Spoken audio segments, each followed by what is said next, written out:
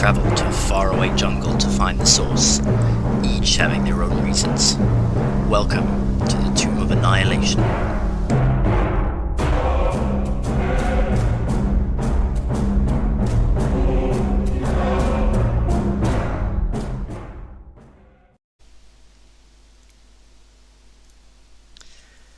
The extra 8th assaulted the front of the base while the 6 of you went in through a secret entrance in the basement, and your mission was to capture her phylactery, which is a device capable of bringing her back to life. The mission went as a success. However, some of the extra 8th were killed during the battle by the Lich, and she herself was killed by Calibrax, who is the silver dragonborn paladin of Bahamut. With all haste, you rushed back to Byez Keep before the phylactery brought her back to life. And this is where we start our adventure.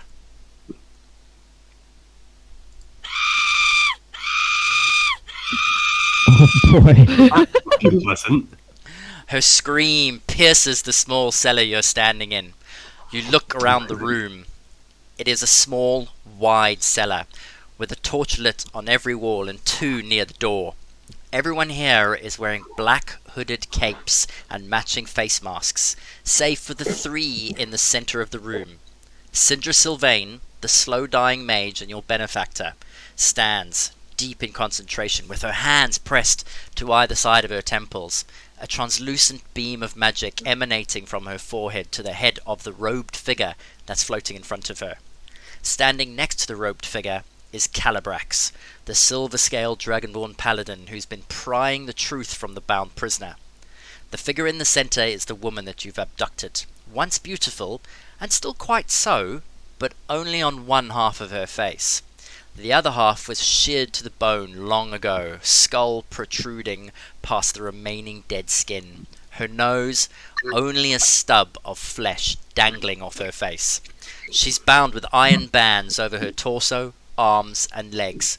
But even bound, you can see the bones protruding through broken bits of rotted skin. Restrained, beaten, and ragged, the Duchess of Rot is still a force to be reckoned with. "Tell me again!" Calibrax demands of her, his holy symbol burning deeper into the fleshy side of her face. She struggles again against the magical bindings and screams in frustration. "Ah!" Through gritted teeth she says, I already told you all I know. The source is in Chult. The exact location I cannot say, but it is powerful necromantic magic at work. A device called the Soulmonger. The likes of power which you have never seen before. Keeping the powerful Lich talking is clearly taking its toll on Sindra. Her arms begin to lower ever so slightly. She begins to sag, and then drops to one knee, trying to raise her arm again as she furrows her brow. Can't hold her much Montarium! Shouts the Lich, as she flexes her arms and the magical iron bands shatter, and just like that, she vanishes. Sindra falls to both knees, exhausted.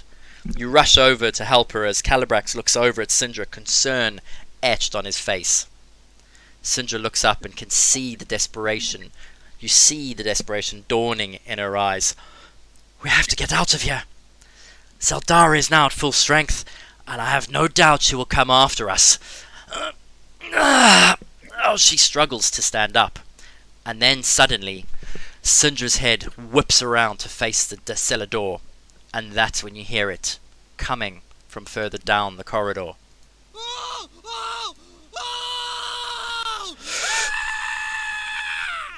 "Damn the gods! She's already here! Quickly! The trapdoor!" She points to the stone floor where the Lich was restrained, and you notice a large iron ring set into the ground. Can everyone please roll initiative for me? No, fuck. Oh boy. This is how we die. No. And that one. Oh All the dear. way to start. Here we go. 8. God damn it. Right. I'm pretty sure you can move your own tokens, so space yourselves around the room quite evenly. I think we can move all of everyone's tokens. Yeah. Oh, alright, we are using the pictures. I need to find something for next time.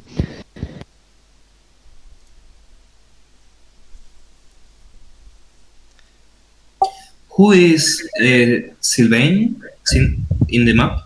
Me. She is me. I'm going to assume Okay, that one. Yeah.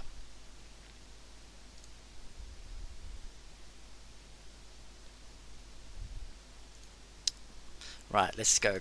Whoops, combat. So I've got 4 initiative rolls so far.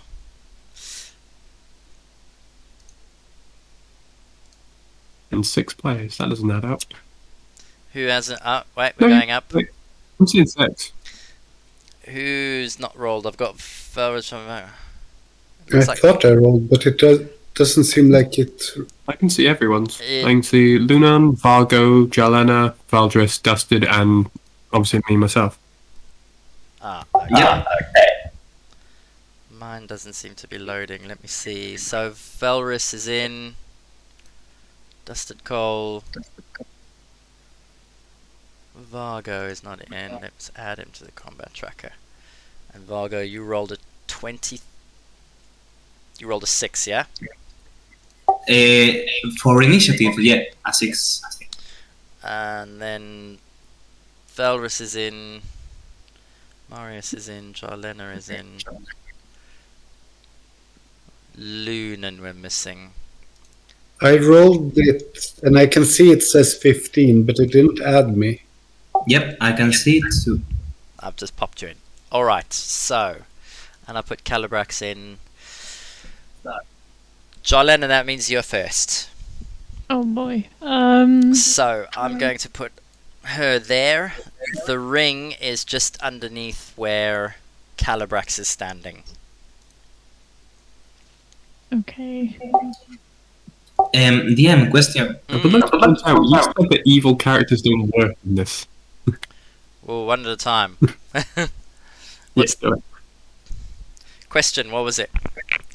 Yeah, so I suppose the shield is the armor class, correct? Yes. Yes. Okay, mine is wrong. It should be 18 with the shield.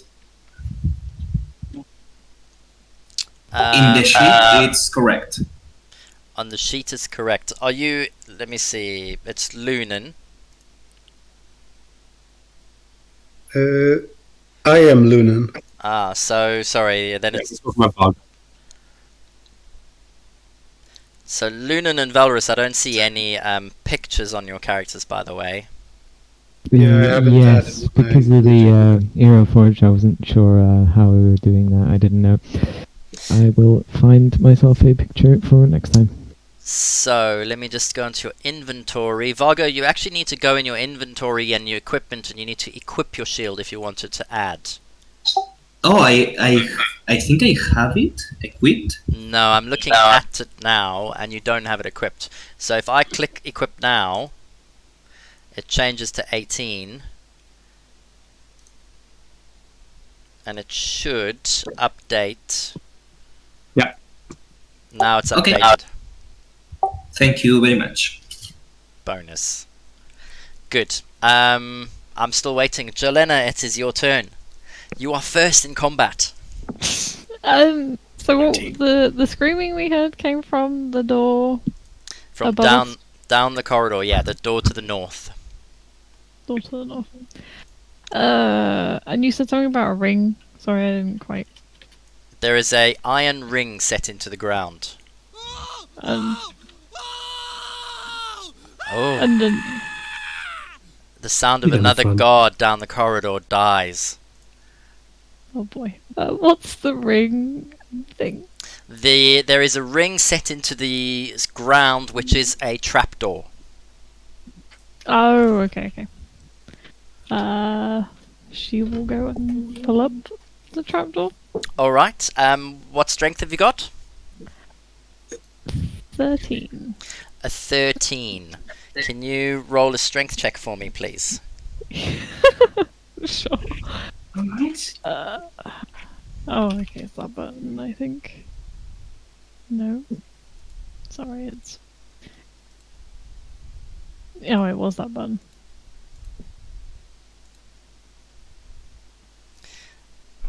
That's not bad. 16. Yeah, that's pretty okay. So you bend over and you heave, and you feel the stone, the trapdoor made of stone, slightly budge and give way. Using all of your might, you manage to lift the stone slab in a little bit out of the floor. It's almost too heavy for you to move to the side. Yeah. If that's the case, you'll look at the others. And... All right. Is it- Next in the Okay. initiative, then, Lunan. Did the door get open enough to get out of it? Not yet. No, the stone slab is reasonably heavy, and she doesn't have high enough strength to move it on her own. Then I'll run up and help and try to lift it as well, guiding myself first. Okay. I think, Your strength is 10, yeah? yeah. Can you roll a strength or strength check for me, please?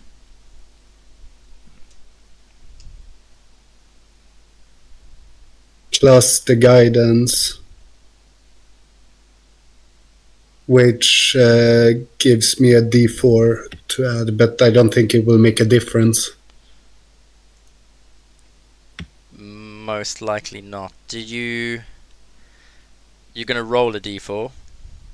Yeah. Is- If it works like that. So that's a 4. Yeah, that's So a 10 total. 10 total. You manage to lean over, and with your combined strength, you move the stone trapdoor to the side. It is dark below, but you can see a stone floor 10 feet below you, leading away from the cellar under the building from the light that shines from the torches in this room. Next up, then, is Dusted Coal.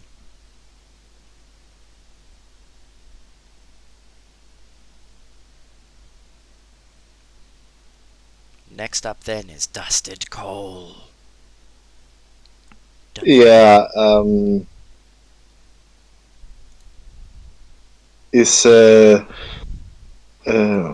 Can I?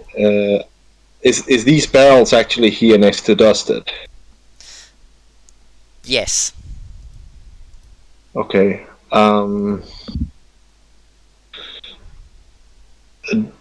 He's fairly confident that he can get out of here faster, so he is gonna try to at least heave some barrels in front of the door.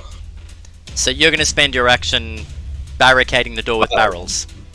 Yeah, Okay.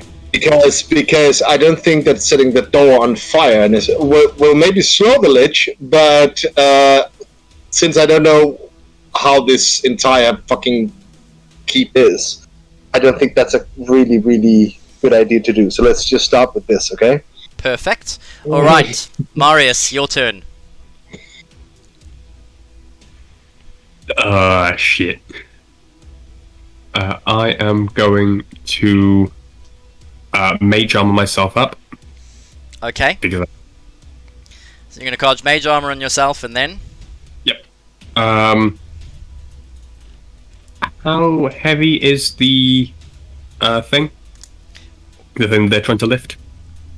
the stone trapdoor is like a big 2-foot wide square slab of stone set into the ground.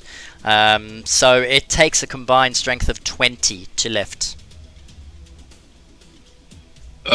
Cool. I'm gonna have my mage hand just... Oh no, I can't. That's already an action. Okay, never mind.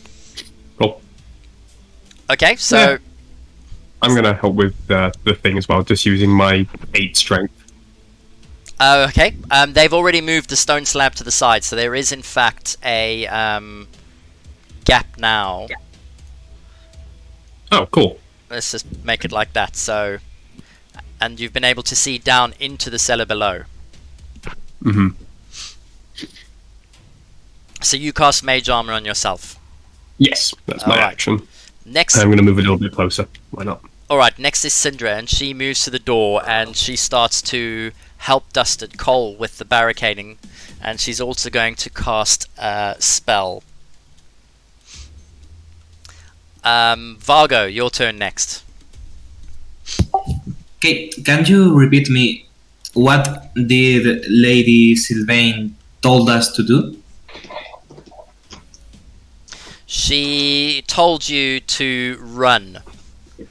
To lift the trapdoor, and basically she said quickly the trapdoor. Okay, then I will do as she said. And do what exactly? Does it seem that... Do I see any stairs to go down? No, there is a 10-foot drop. I will take that drop. Okay, so you jump down. Can you roll a athletics or acrobatics check for me, whichever one is higher? My pleasure. Oh. Alright, so tucking your elbows in together, you look down and you do a little pin drop straight down through the trapdoor. And as you land, you hear some water underfoot. You look around and it's dark, except for the light spilling through from up ahead. Okay, so it's lighted down here. No. It's dark It's not. except for the light coming from the trapdoor from above. Okay, and it will be my action to light a torch, correct? Yes, you've jumped through, which I would say is your movement, and then you're going to pull a torch out and light it. I do so. Okay, excellent. Then next is Velrus. Yes, I am also going to cast Mage Armor Okay, on so myself, cool. just in case, and just gonna go over to the trapdoor and hop down, hoping that the person before me has moved to the side. Alright, so you're going to jump in as well. Yes, Okay. so that was an acrobatics or athletics, right? ADM, Yeah. question. Is there a way to use my reaction to help someone if they need it? To get down? You could use your... Yeah, like a bonus action or action, potentially, yes. Nice, thank you. So you're already in, you've jumped down and you're lighting a torch. I'm just going to quickly add an aura of torchlight. There we go. Right. Valrus, you've jumped down, so then next is Calibrax.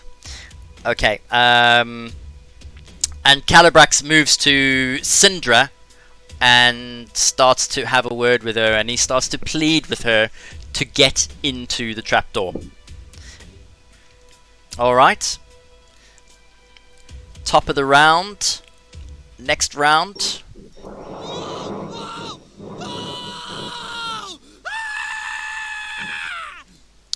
The sound of screaming comes closer from the corridor this time. It sounds like she must be about 20 feet away from you through the next door. But top of the order then is Jarlena. Does it look like she's gonna go down the trapdoor You to the Syndra?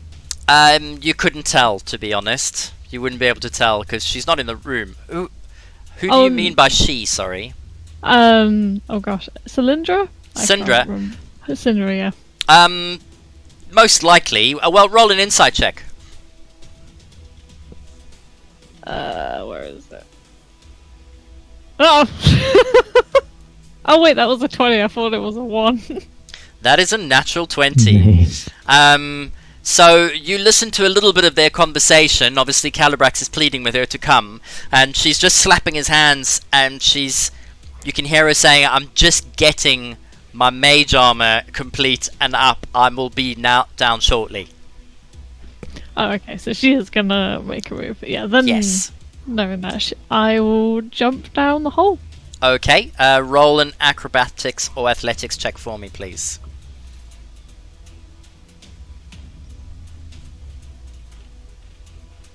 And with a 12, you just do a little pirouette in the air and jump through the hole with elbows tucked in, landing with cat-like grace. Do you want to position yourself, because you've still got movement as you come out? Yeah, I'll move around here so I'm out the way, and I'll draw my sword just in case anything goes wrong. Okay, excellent. Then, next in the order is Lunan.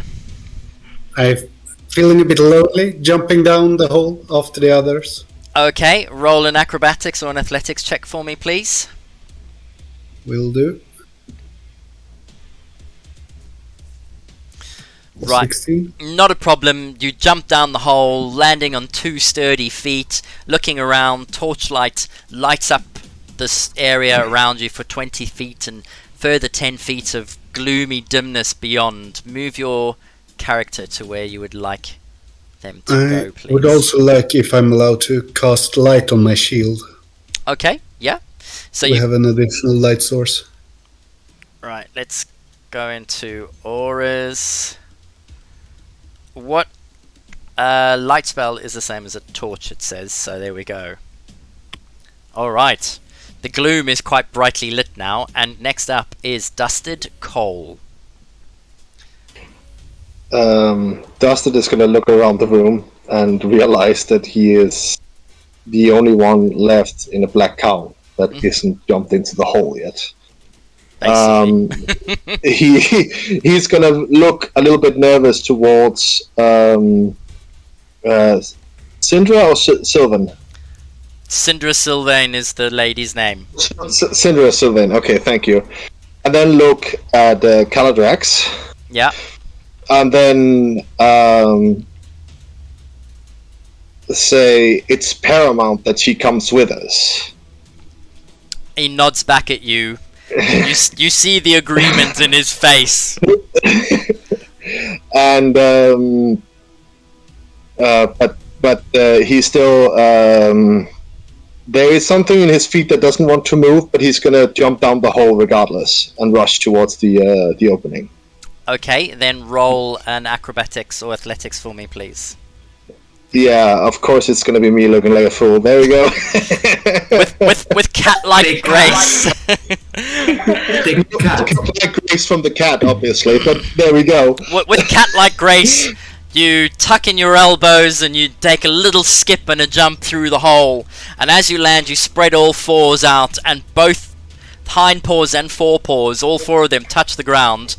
And all of a sudden, they slip out from underneath you and splosh. Your face smacks into the water. You come out dripping with a moustache of like moss and green goo. Shake it off, and looking slightly embarrassed, your tail between your legs, you stand up and move to wherever you want your character to move to. Here. Oh dear. Yeah, well. A +6 as well. Alright, next up, Marius, your turn. Well, my turn into the hole. Are you Can gonna... we jump? 'Cause I'm not down there yet. Alright, you're jumping. Can you make an acrobatics or athletics check for me, please? I mean, I'm not think that's foul. No problem. So, looking at the feline that just managed to land on all 4s, taking note of the slipperiness, you take a small little leap and jump through the hole, elbows tucked in, and you land on the ground. No problem at all. You could use the rest of your movement to move where you want to. Cool. I'm gonna come here. Why not? I'll stand behind the 18 AC boy. Alright, excellent. Syndra slowly starts to move towards the hole. Vargo and then Valrys, you are both inside, aren't you? So everyone has jumped down. You've all carefully jumped down through the trapdoor. Calabrax moving last, kneeling over the trapdoor to gently lower Syndra down to you. Can someone please help her down? I will, if I can. Yeah, I mean, Jarlena's there right away as well, so You move back towards the hole and Jarlena's there and you reach out to help her down. He looks down at all of you. I beg of you, please make sure she gets to Chult safely. Then he looks at Syndra, eyes stern. Resurrect me once you end this curse. I will be waiting for you. She gives him a nod. And then, as a man with a purpose, he stands up on his feet, leans over and begins to move the stone slab on his own back into place. No. The stone slides across the ground and then with a loud whamp, it falls into place. Muffled screams come through the stone. Let me get my muffled screams.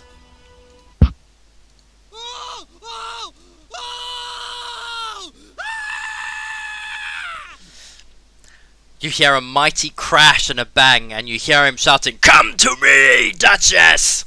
Bahamut will greet me in the halls tonight, where I shall dine by his side!" Syndra wipes a tear from her eye as she turns away from the trapdoor. Let us not have his sacrifice mean nothing. We must head for my ship before she makes it to the harbour. Quickly! And she is down inside there. Right. Top of the order then. In fact, next, is Vargo. Alright. So, first off, Vargo's gonna use his action to put down his shield so he can have one hand free. Uh-huh. Okay. And walk over there. So What does Right, so from there... Bear with me.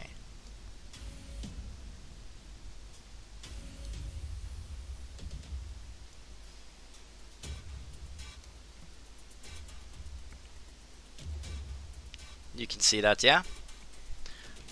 I can. Alright. And I say to the rest of the group, come on, it's here. Alright, excellent. Who's next? It is Valrus. Yes. He is going to...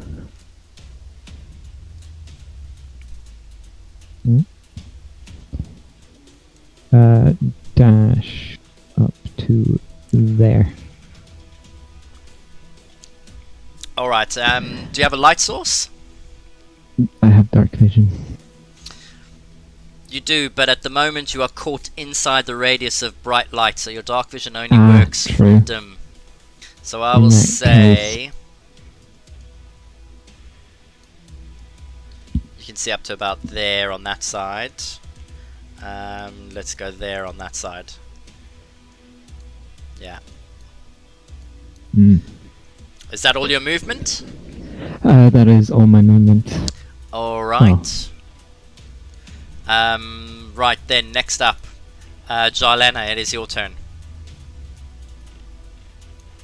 Is it possible for me to hold my movement to kind of stay behind the lady? Yes. So I'm gonna do that and just... you're gonna hold your movement until she moves and then basically follow her?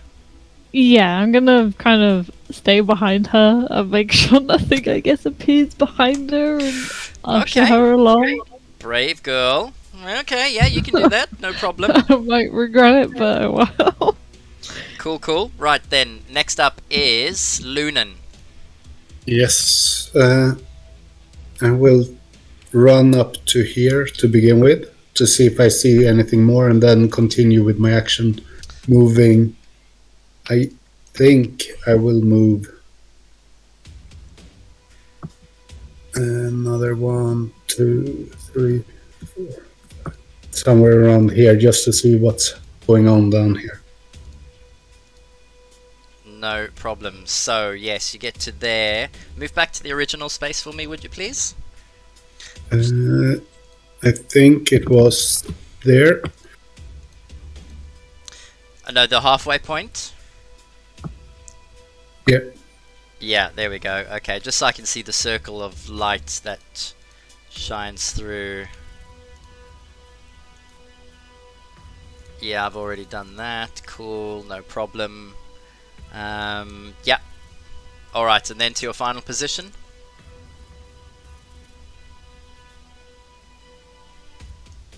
Somewhere around there. It depends on what's beyond the darkness.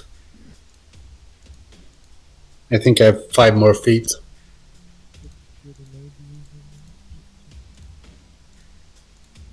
Right, so I'm going to give you all of that. There we go. Can we walk in the water? If you want, yeah. You can walk wherever you want. Mhm. Right, Lunan done? Yep, I'm done. Excellent, then it's Dusted Coal next. It is gonna light a torch with his action. Okay. I have 10. Excellent.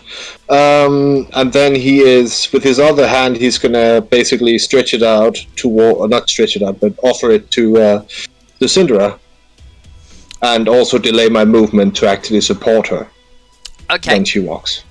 Right, so let's just add So torch. I should probably move up to her, basically. Yeah, I don't know which space he's in. I'm just gonna put him here. no problem. Alright, and then you're also holding. Marius, it's your turn next. Cool. Let me get my dandy little ruler out. Cool. Just gonna move my nice 30 feet. That's my turn. I have no dark vision. I need to stay where there is light. Alright, fair enough. So, next up then is Syndra, and she is going to move her full movement. Let me just make sure. 30 feet, check. Right, and she's going to use her entire movement. She moves to there as well. So that then means Jarlena and Dusted Cold, you can move up with her. Cool. I'll go there.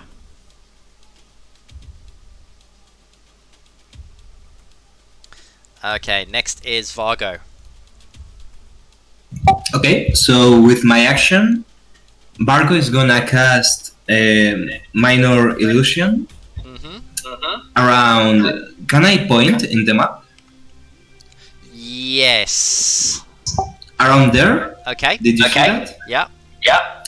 To make the figure of someone hiding between a box, for example. I mean, what I mean is a box with some clothes going down and moving. Mhm. So a decoy. Yes. Yeah. Cool. Okay. So that's. And with my movement. Yeah. Yes. Sorry.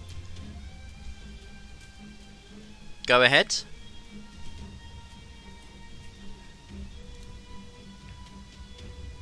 And with my movement, I go there.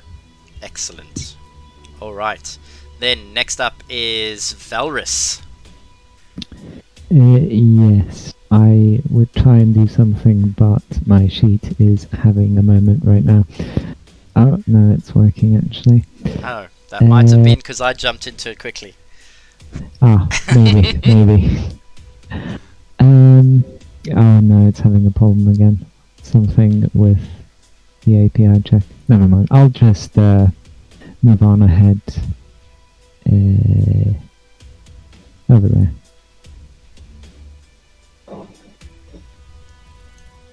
Okay. Excellent. Right. Then we're back up to the top of the order. It is Calibrax's turn. Sorry, at the end of it. Making your way down the tunnels behind you, you hear the sounds of Calibrax shouting out to his god, which slowly starts to fade in the distance as you turn the corner. You hadn't noticed it at first, But now the smell of feces and stale urine slowly creeps into your nostrils as you breathe heavily, gulping for air. Phew!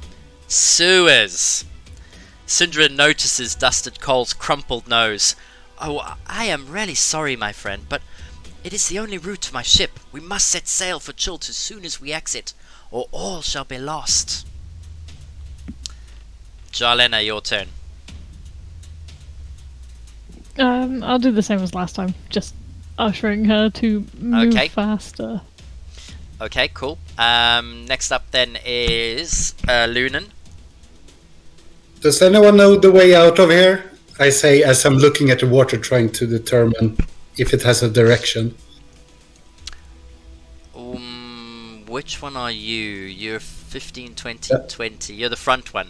Yeah. Roll an insight check for me. Oh, no. Water roll a nature check for me, please. London. Oh, nice. Oh, okay. Yes, actually, you do notice that the water seems to be moving in the direction you're currently going. Downwards or to the side? Northeast, to the east, to the side. Yeah, okay. Then I'll move my movement towards there. Okay. If this allows me to. Now it's bugging a bit, but if you like, you could move it 35 feet 35, east. let's go. That's right onto there? Yeah. Okay.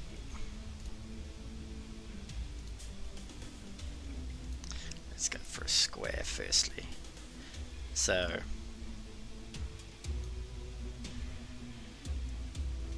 oh, hold on. My bad. What am I doing? I'm stuck in a square. Sorry. Wrong one. I'm looking Bloodbath over here. at fog.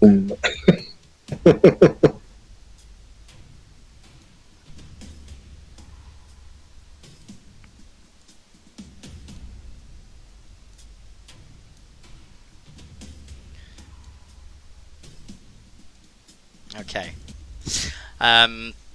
You carry on moving down the corridor. You don't hear anything at all from Calibrax. Whether or not he's killed the Duchess or not. But you look over to see Syndra's face around the corner behind you just as you get moving, and you know her face has his fate written all over it. Turning around and moving down the corridor, as soon as you get to the end of your movement, you notice light at the end of the tunnel. Bars at the end of the tunnel as well. I see a light over here. Alright. And that's my turn. Next up then is Dusted Coal. Well, I am still basically, I think, supporting Syndra, so I will also hold my movement to her turn. Okay, And next up. match it. Next up then is Marius. I'm probably going to end up doing the same, just moving up to the edge of still spotlight. There we go. Excellent. Okay. Then next up is Syndra.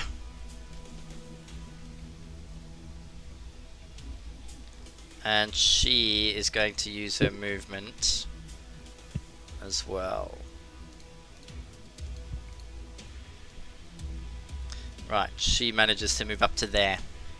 So the two of you, Dusted Coal and Jarlena, you get to move as well.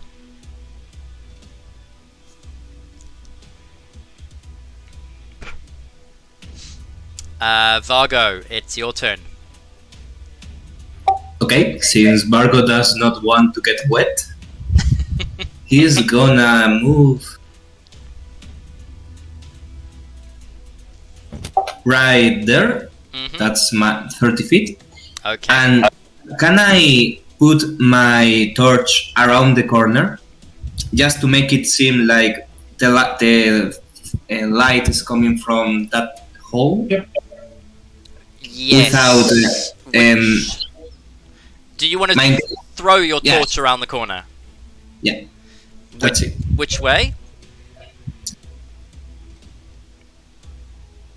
Over Like there. that. Okay, yeah. Let's get some anti-fog in here then. So you are going to... Put the torch, just like it seems to.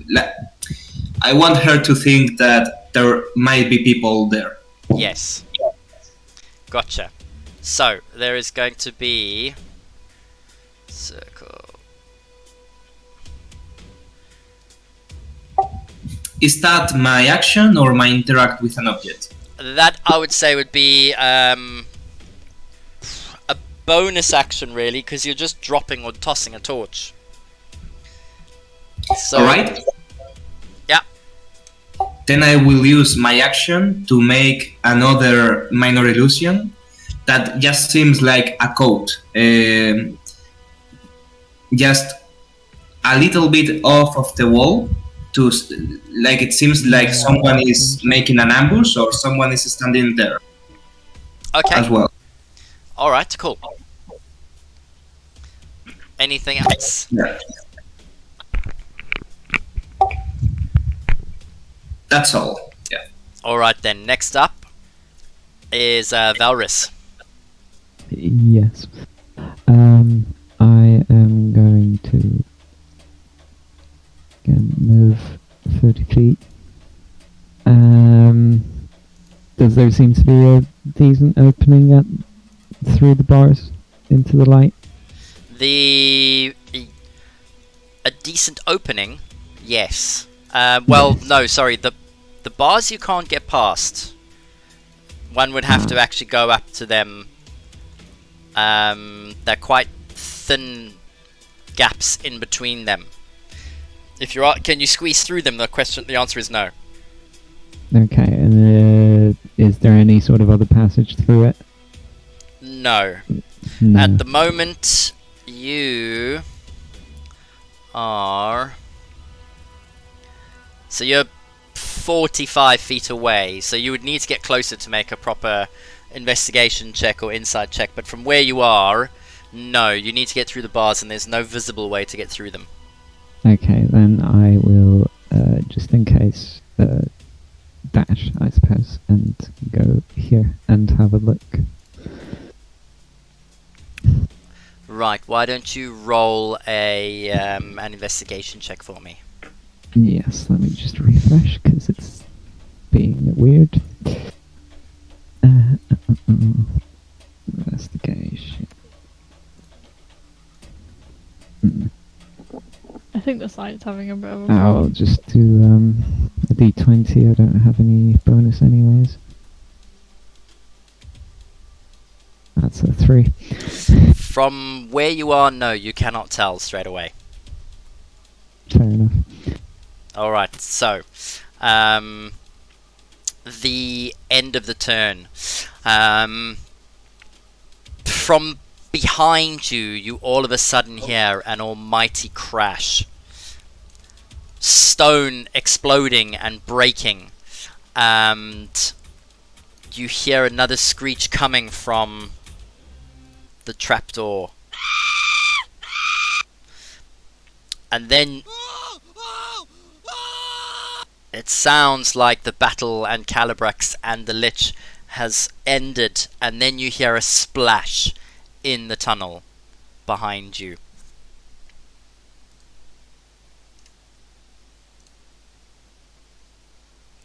Roll.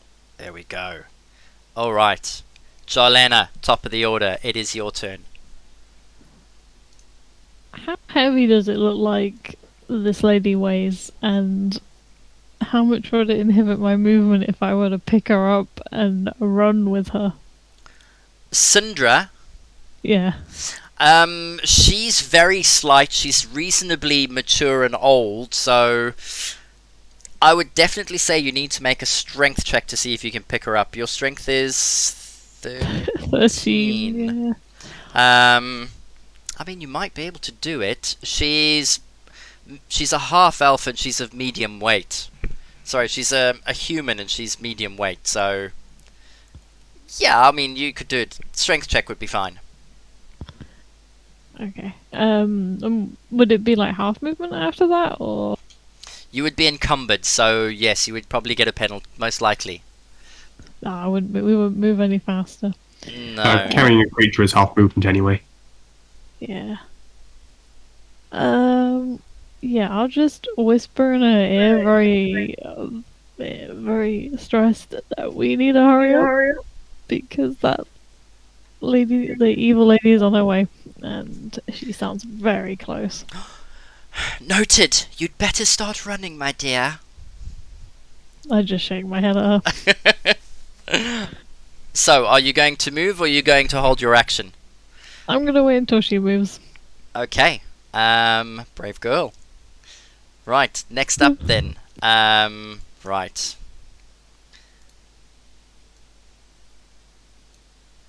Let me just double check her movement.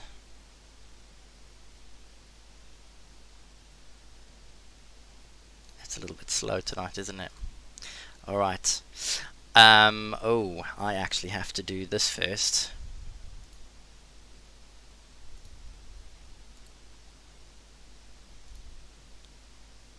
Okay. As she moves down the corridor, she you are Jolena, roll an insight check for me, please.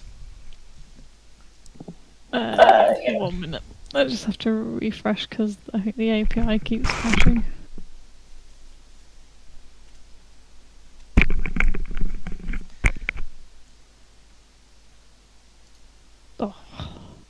Oh. Okay, that was better. 16. Okay, so you can't really see into the blackness, but what you can hear is a couple of footsteps and then stops, breaking of some boxes, and then a scream of frustration as she realizes she's been duped. Nice. Right then, Okay. next up is Lunan. I will go all the way up to the bars Okay, and make an investigation check for me. yes. You move quickly up to the bars and you actually can hear the sounds of seagulls screeching and waves crashing beyond the bars. As So you look, I run up, panically start shaking the bars. you reach the end of the tunnel, grabbing hold of the bars and shaking them, and you peer through the bars at the waves breaking against the wall 20 feet below you. Roll your investigate. Did you roll your investigation check? Yeah, so I'm just standing there panicking. You notice big waves below you and the sound of the ocean smashing against the bottom. That is all that you notice. Alright. Next up then is Dusted Coal.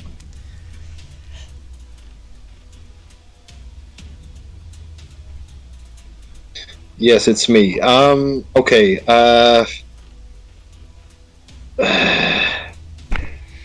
Let me just. Okay, we have. Dusted Coal is just gonna douse the torch at this point. Okay. Because at this, with the scream heard behind him, and what he can see at least from here is that there are other people who have actually got torches to cover. I dropped mine. Oh, you dropped yours. Shit, I forgot. It's because you still have the light. Yeah, I know. Oh, that's bad. However, somebody at the end of the corridor that you're heading to has got light cast on their shield. Yeah, so we can search towards that. Yeah, but I said I'm dousing it anyway. I thought that you still had yours. That's my mistake. And then he is gonna whisper to Jalena, please see her to safety. And shit, what do I do? I don't want to do heroics this early, but I'm sort of like shit. He's gonna hold his movement. I'm just gonna stand here and let go of Syndra. So what are you holding it for? I'm not holding anything. He's just gonna stop here. Okay, so you're not going to move at all. No, he's gonna try to usher the others All right. So further down. you douse your torch in the sewage at your feet below you, and darkness envelops a lot of you where you're standing. There is light down the corridor to the south. Let me just... Light fills this area down here from the torch, which is illuminating a little bit, so I will say you're in dim light at the moment, not complete darkness. Marius, it is your turn. As the gloom around you begins to get darker, you can see the light up ahead and the bars in the distance, and you can see Lunan frantically grabbing the bars and shaking and trying to squeeze his head through, and he looks down. The sound of seagulls and waves crashing fills your eardrums. What do you do?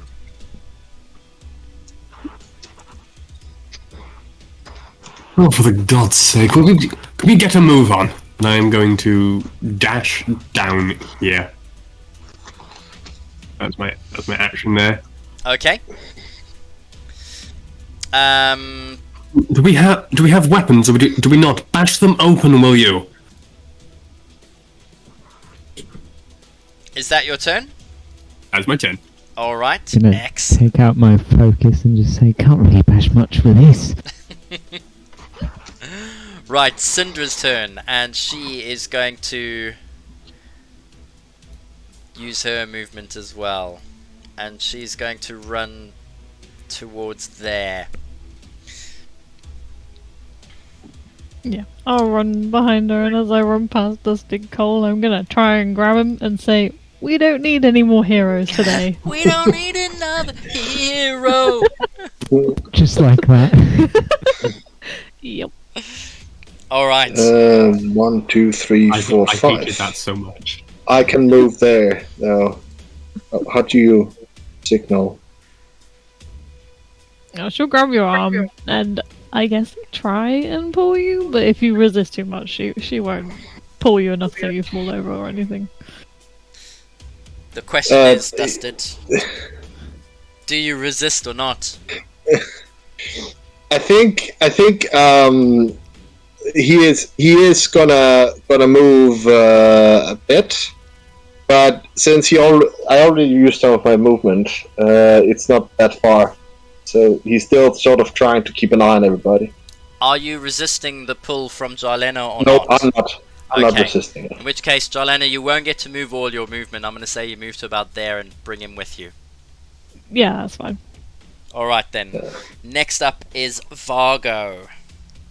Alright, so the light is around the corner and the illusion as well, correct? Correct.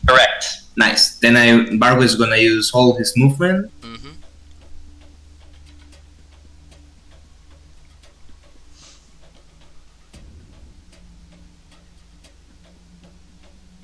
Yeah, he gets there. Okay. You can still use an action. Is there anything you want to do? There?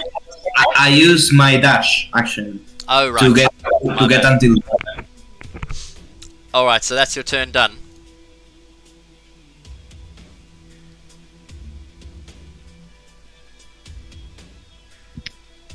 Right. Thalris.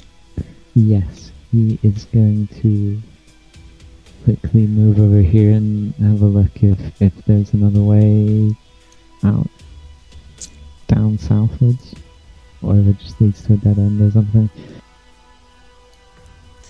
Right, so it basically leads to a dead end, but you can see the sewer ends against the wall. The water just laps up and then runs out the only exit, which is where you're all headed and where the light is coming from. Yeah. He is then going to face the wall, and I don't know if I can potentially try and cast Acid Splash on it. It does say that it's against the creature, but You can try cast Acid Splash on the bars, absolutely. sure, he will try and do that then. Alright, I think where you're standing from, you'll need to roll a to hit for me first. Okay. Don't hit me.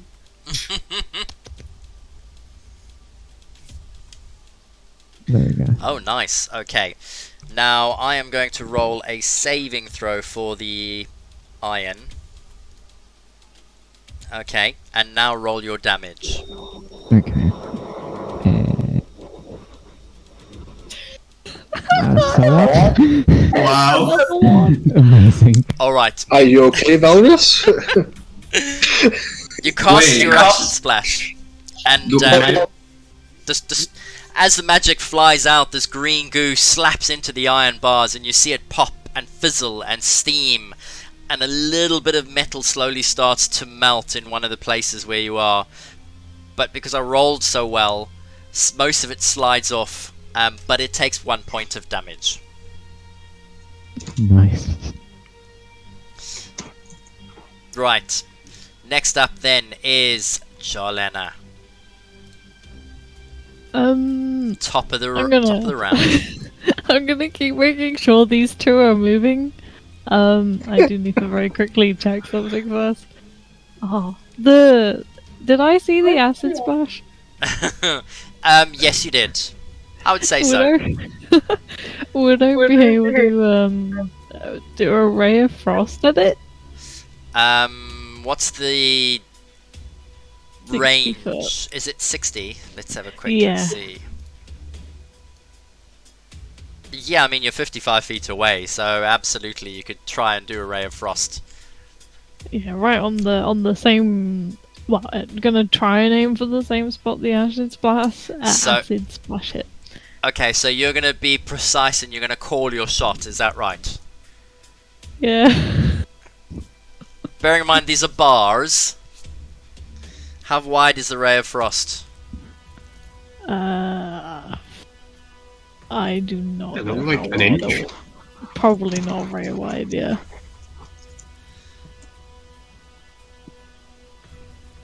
A frigid beam of blue-white light streaks towards a creature within range. So if you hit, it doesn't actually say how big the ray is, but okay. Go ahead and roll to hit. Okay. Oh my god, never mind. It's a terrible roll. I think. I'm just waiting for it to load, but you get +6 to that. Yeah. That's not bad. Yeah, it don't make up for what I think I rolled. What did you get in the end? I think it landed on a 1. Oh dear. But it's done that and then it's turned before, so I don't know. It's being very slow. All right. Well, Has it load for anyone? No. no, not for me.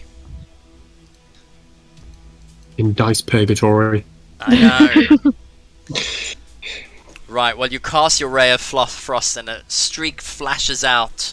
If it's a 1, you've missed entirely.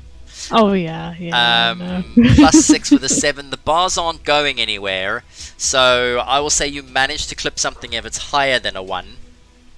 Let me roll something and see if that comes up. Oh, I'm rolling good tonight. I guess you could roll the damage and see, so we know that at least. I don't know if it's because my sheet refreshed at the same time I rolled. You want to roll again? Because that's just stuck in limbo. Yeah, Yeah. roll again. Just any roll to maybe. Oh, Wait. oh yeah. There we go. Alright, that's much better. GG. Okay. Yeah. Yep. You managed to hit. So roll it's a D8, isn't it? Yeah.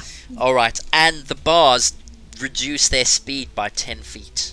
That's right. Damage your powers? No, we cannot move you. Yeah. Figure it anywhere. Right, Does that mean so advantage on the 10 next feet attack? now. I might give you inspiration for asking. Okay, so out of your fingertips, ray of frost comes bolting, streaking past Marius and past Lunan, and hits these bars almost close to where the acid landed. As soon as it hits the steel, you start to hear the brittle crack, crack, crack of steel as it becomes like frozen cold. Very nice. Gonna yell out, quick, smash it in!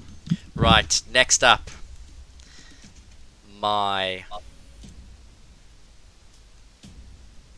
That's 15 to 20 to 30. Okay.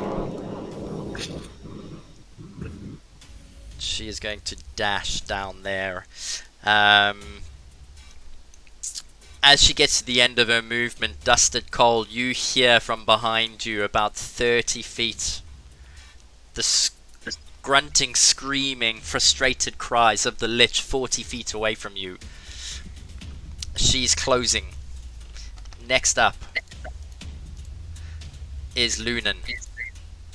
I take out my mace and stand ready to use it as a kind of leverage to aid someone with some more strength of getting this up. Okay, so you're I will going... give advantage to the next one who tries to break this open. Right, so you're going to hold your action and try and help someone, Yeah. whoever comes close to you. Okay. Next then is Dusted Coal. I'm gonna use feline agility and take a little sprint. Let me just measure that out, that I can reach it. Yes, I can definitely reach the grading. Okay. So he's gonna rush down here, and since I have a rapier and this is just gonna be by the fists, Oh, okay. and just a straight up, I think, strength to try and twist the bars. Okay. Roll to hit. Or are you grabbing and trying to pull them free instead of punch them? I'm not punching again. I don't have. Well, I have an unarmed swing, but my claws would probably hurt if I tried to use those. So it is just twisting them. It is just twisting them with strength. Yeah. Okay. And I'm trying to aid him then. So let me just quickly check. I have strength 10, if that is what you're asking. Both of you. So the combined together, your strength is 20. Okay. You grab a hold of the bars and you start to pull, and Lunan sees what you're doing. Holding his action, he leads in to grab them as well and starts to pull. And all the rattling and the shaking and the pulling, it's not enough to pull them free, but you do notice at the top where the bars are held, the stonework inside is quite brittle. Roll an insight check for me, please, Dusted Coal. Inside, yes. Yeah. Oh, wow. Okay. Jesus. Finally. And it comes to you that with a combined strength of 30, you wouldn't even need to roll a strength check. The bars will break free if one other person comes in and helps pull. In that case, I am gonna... Will I have to use my action surge to be ready to help someone? Guess so. Yes. Yeah. So let's burn that as well. Okay. So ready to pull it out. And come on! I need one more to help me with this. So you're announcing it publicly. Okay, good. Yeah, definitely. Because at this point, if you can see that he's that close... Oh, by the way, Lena was waiting for me, so she should probably move as well, even though I have used feline agility and probably slipped. Ouch. Right then. Next up is Marius. Go on. Oh, can we just move Jalena, because she was waiting for me. She was holding her movement for me. Yeah, I'll move up a bit, I guess. Yeah. And I'll just kind of I mean, if you want to, yeah. I'll Okay. hover waiting for. Yeah, sorry. Alright, next up is Marius. Cool. I'm just gonna, because I imagine I'm about as strong as my mage hand. I'm just gonna mage hand and pull and bars. I'm just like mage hand, just punching the bars repeatedly. I've got 8 strength. I'm fucking useless. Right. We're the same boat. Just I'm- like, oh, I have vast magical powers. Like, got into my Patreon. One sec. Just don't piss your patron off and you'll be fine. I'm actually literally sure that Lunan or Valris and Jalena has the most strength amongst this entire group. Yeah, that's the casters, so that's Plus fair. 8. Right. I love it. Morris, yeah, your mage hand, I'm probably going to say is not strong enough with a 10 strength, because it can't even carry 10 pounds. But you do manage to... No, it can carry exactly 10 pounds. There you go then. So, as you cast Mage Hand and start to grab the bars, it is Syndra's turn next, and she moves in. Oh dear, good grief. If only we had Calibrax! Oh Oh boy. boy. And with her combined strength of 10, she starts to grab and shake the bars, and you hear a bang crash as the top of the bars break free from the stonework. And you all take one step back with these bars in your hand. Okay, this is enough loitering, people. Move it. And Vargo. everyone gains a dagger. It is your turn, Vargo. Alright. Do we see what's outside of the bars? From where you are, no. You would have to actually move closer. Okay, question. Is minor illusion enough to make a duplicate of the bars? Or is it too big? 5 foot I cube, think you could... so Yeah, I mean, I think you could do... A 5-foot cube is about 25 feet flat, really, isn't it? Yes. So, yes, if it was maybe one side, like a mirror in a way, then you could probably have a flat image, not 3D, that could look like the bars were shut, yeah. I will do just that. Then. And use just like it, so it seems that nothing has been broken. Okay. And move outside. Oh, okay, so you're first gonna have a look outside to see what you see. I suppose, yeah. I don't know what it's outside. Okay. It's if it's a cliff, I'm not jumping. So as you reach the end of the tunnel and you peer out of the broken bars that are now lying nowhere, you look over the ledge and you can see the waves breaking against the wall below you 20 feet. There is a thin ledge about a foot wide that runs off to the left, leading to the harbour.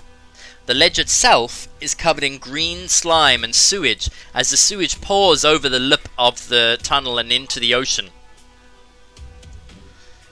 So it doesn't look safe, correct? Correct.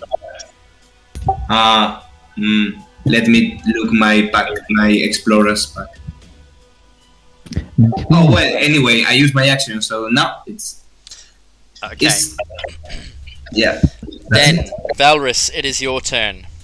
I think at first level between a lich and a cliff, I choose the lich cliff. So it's not that bad. is there water? There is Yes. ocean below, yes, 20 feet. I suppose I am going to squeeze in between these people Hmm. and try and tie my hempen rope to some of the, I don't know, I assume there's maybe some bits of the bar still, like, pointing out. So, the three who pulled the bars, they pulled the bars free out of the stonework completely. Okay. However, as you move forward, you notice that there is a new set of bars covering the area. And as you lean through to look down at the ledge, you notice that the bars sort of shimmer as you get to the other side, and then reappear. Hmm.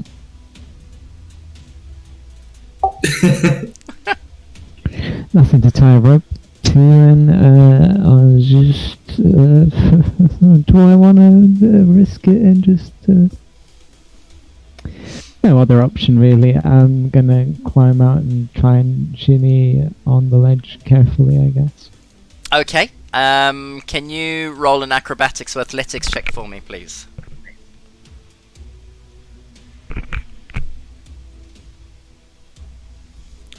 Oh, Oh, Right. no. As you step and you put your first foot down, it slips. Please, can you roll a dexterity check for me? Right. It slips, and as the foot slips out from underneath you, you manage to drop to the other leg down onto its knee and save yourself from slipping out of the entire tunnel into the ocean below. What a lovely day. Your boots are now covered in urine and feces, and the smell of poo reaches your nostrils. And you look down at your hand and your knee, which is also covered in the wonderful aroma. Nasty. Anything else?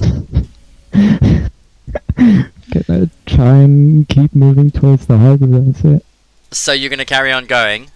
Yes. Okay, so you can sorry, you're going to get to your feet and try again. Can you roll a athletics or acrobatics for me, please?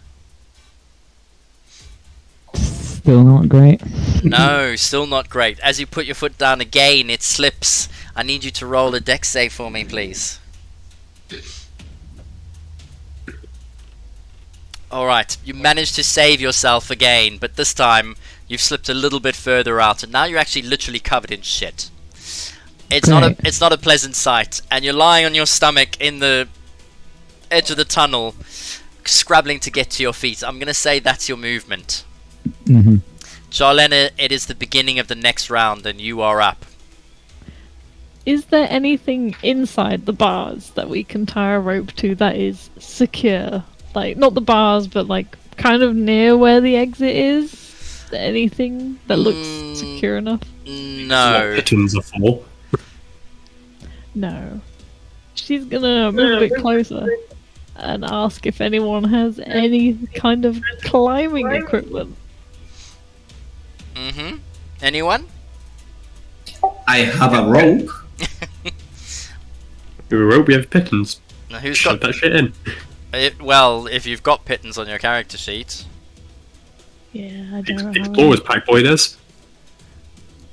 Who has pittons then? Or nobody? Anyone with Dungeoneering or Explorer's pack, I'm pretty sure. I have pitons and rope here. There we go. Here's your climbing gear. Yeah, so that's Vargo, yes? You're at the bottom of the order. Yeah. Yeah. If he says this, can she go over and take his bag and I guess start getting the pittons out for whoever's next? Obviously she'll ask before she goes rifling or takes his bag. Well, I mean, you've just had this conversation quickly, and he knows. If he's willing to let you rifle through his bag, then I'd say yes. You can use your action to dig through and pull the pittons out. The pitons are in the right pocket. The rope, I mean, it's big. It's outside the bath, I assume. Yeah, so she'll get those out and hold them out to somebody and just say, quickly. Somebody whoever does it next. Yes. Okay, cool. Right. Then it is going to be Zeldara Cordress. I need to first... It's 20 feet to there.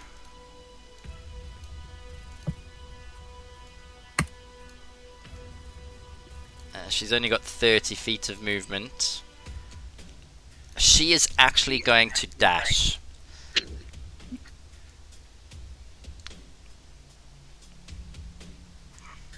Okay. She manages to get down to that part of the corridor. And now let me... I'm I'm going to roll an intelligence save for her. Okay. She got an 11. Right, that is her turn. Note that was an intelligence saving throw. Okay, next up then is Lunan. I'm letting my light go out on the shield. I think that's a free action. Mm-hmm. Uh, I will take your word for it. but I'm not sure. It's not even concentration on them. You can drop concentration whenever you want. But it's not a concentration spell. That's why I'm not 100% sure. Oh, okay. I think light you need dispel magic to cancel it. Let's just double check, shall we? Can you link it in the chat? Yeah. The drop You need concentration. an action to dismiss it. It doesn't work for me. It Yeah. usually crashes my browser. Yeah. Dismiss it as an action, yeah. It says dismiss it as an action, yeah. Perfect. Yeah, Okay, then I will skip dismissing it and just start moving out moving out where? on the ledge. So you're going to climb out onto the ledge. Yes. Okay, I need you to then roll an acrobatics or an athletics check for me, please. Yes.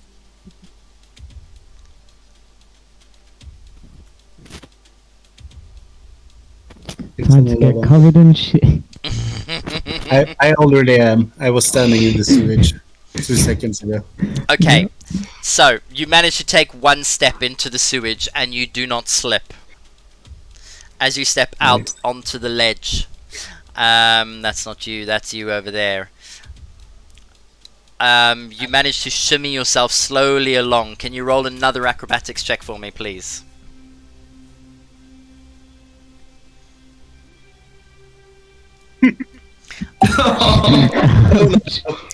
As Doing well. as you move closer towards the edge, you can see the edge where you need to get another 3 feet. You put your foot down, and it slips. Roll a dex save for me, please. Can I? Oh, he's already going.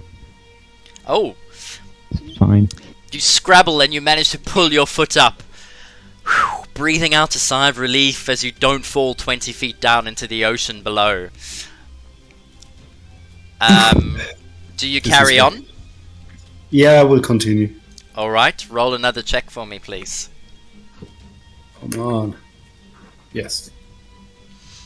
Alright, you take one step, shimmy one more step, and you get around the edge, and you've made it to the edge of the dock. You look and you can see that you've just shimmied 10 feet across slime, shit, and dirt on the ground. Your boots are covered in grime, and the smell that wafts up towards you is disgusting. I'll stay. You can still communicate and maybe give out like a bonus action.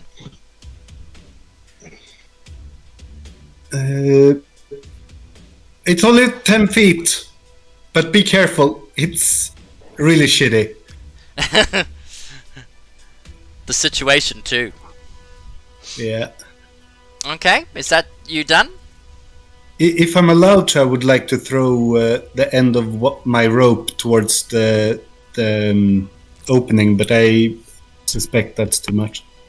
If your rope is on your waist and not in your pack, I will say that you can do it. That's how I've drawn it. Oh, how convenient. In the Hero Forge. Yeah, in which case I will give it. Are you just going to, as soon as you get there, turn around, it's not 10 feet, and then throw the end of your rope out? I will say catch. Alright And then. hope someone catches it. Okay, in which case, next up is Dusted Coal. And I'm the only one that can grab it.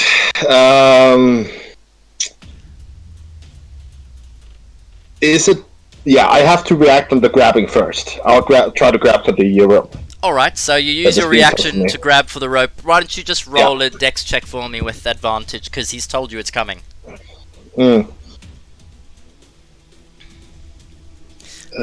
17 or 15. And as he says, catch, the end of the rope snakes out through the air, and you see it coming, and with 2 finger and thumb, you just reach out and snatch it out the air and pull it towards you, no problem at all. So with that in one hand, I grab towards the pistons that Jelana is holding out. Uh-huh. And then I'm gonna try to use my natural climbing speed to lower myself enough that I can try to insert some of the pistons with the rope I'm actually holding. So why don't you roll an investigation check for me, quick? Oh yes, that will go great. D20 -1. Yeah, it's not really cold strength. No. I mean, from where you are, you can see there are already holes where the bars came out of, so you could probably jam a piton into that. Well, it is what he has found out, so that's what he's going to do. That is his intention, to try and make it easier for other people to come down, because he would probably be able to still climb it naturally. Can I know I'm just a glutton for punishment. Can I yank a bit on the rope to see if it's safely secured, and of course have an investigation check on that as well? You would need an action to stick the piton into the ground. Oh, okay, yeah. And you've used your bonus action, but then you do still get movement. So you could embed one of the pitons if you wanted. I should probably climb up then and onto the ledge. With the movement. So, have you stuck the piton into the ground or into the hole in the ceiling? Since the ground is just sludge, into the ceiling. Alright. Okay, so you ram home the piton into the ceiling, secure the rope through it, and then climb out with one hand on the rope over the ledge, yes? No, because again, I will use my claws to lower myself, because I am a natural climber as a tabaxi. Okay. Not using the rope is not consequential for that. Alright, in which case I am, as a natural climber, I'll give you advantage on your acrobatics or athletics check while you're climbing out. I have 20 feet of climbing speed, so... Just climb. Yep. Easy. Or, yeah. Okay, so you lean over, you take a look at the stonework on the side, you spot a couple of gaps, and literally you just swing out one arm and leg, grab onto a ledge. The other hand you swing out over the open water with hardly even touching the slime on the ground, because you found good footing, and you manage to swing out again and around the corner, joining Lunan without any problem at all. Eek! Right. I'm gone. And next up, Marius. So, where were people going? You said like swinging over to Lunan. There's a platform. The beginning of the docks, yes. How far away is it? 10 feet. What, 10 feet away, and then I think you said 20 feet down? It's 20 feet down, correct. Cool. I mean, I'm just going to take a look behind. Quickly remember the screams that I've seen, and I'm just going to jump onto the fucking docks. So you're going to... You need to lean out over the wall then and try and jump from where you are onto the docks. I thought the bars were gone, so I can just take a running start and just jump. So the docks aren't in front of you. The docks are 10 feet down to the left on the ledge. Oh, okay. Yeah, so they literally... If I just moved here, I wouldn't be able to just jump out. No. Cool. Climb down then. Why not? You're going to climb. Yeah, why not? Okay, are you going to use the rope as support? Yeah, I'll use the rope as support. Alright, then I'll give you advantage on that. So roll for me... Ringmail that I set up as mage armor. Roll for me strength or... Sorry, acrobatics or athletics. Let's roll that. Let's roll acrobatics because I don't have good. 16. Okay, so you managed to get halfway, no problem at all. I need one more check from you as you get to the end with advantage. That's an 18. Okay, no problem at all. You manage to shimmy your way along using the rope for a little bit of support, and you find yourself out at the edge of the docks. How do you roll with advantage? You right-click the thing you're rolling. So if you're rolling acrobatics, where it says the +1 or whatever, you right-click that. Nice. You can whisper. You can do it yourself. You can just whisper it to Stefan. You can do advantage, disadvantage, all that good stuff. Thank you very much. No worries. I Okay, didn't know about that trick for ages. it is Syndra's turn, and she is going to cast. She's going to spend her action casting, and she's going to cast Globe of Invulnerability, I reckon. Oh my god. Yes, that. She doesn't need our help? Well, no, I mean she's a high enough level, so. Why didn't she just fight the Lich? You're fucking worse. Next up is Vargo. She didn't use her movement. Correct. Okay. Oof.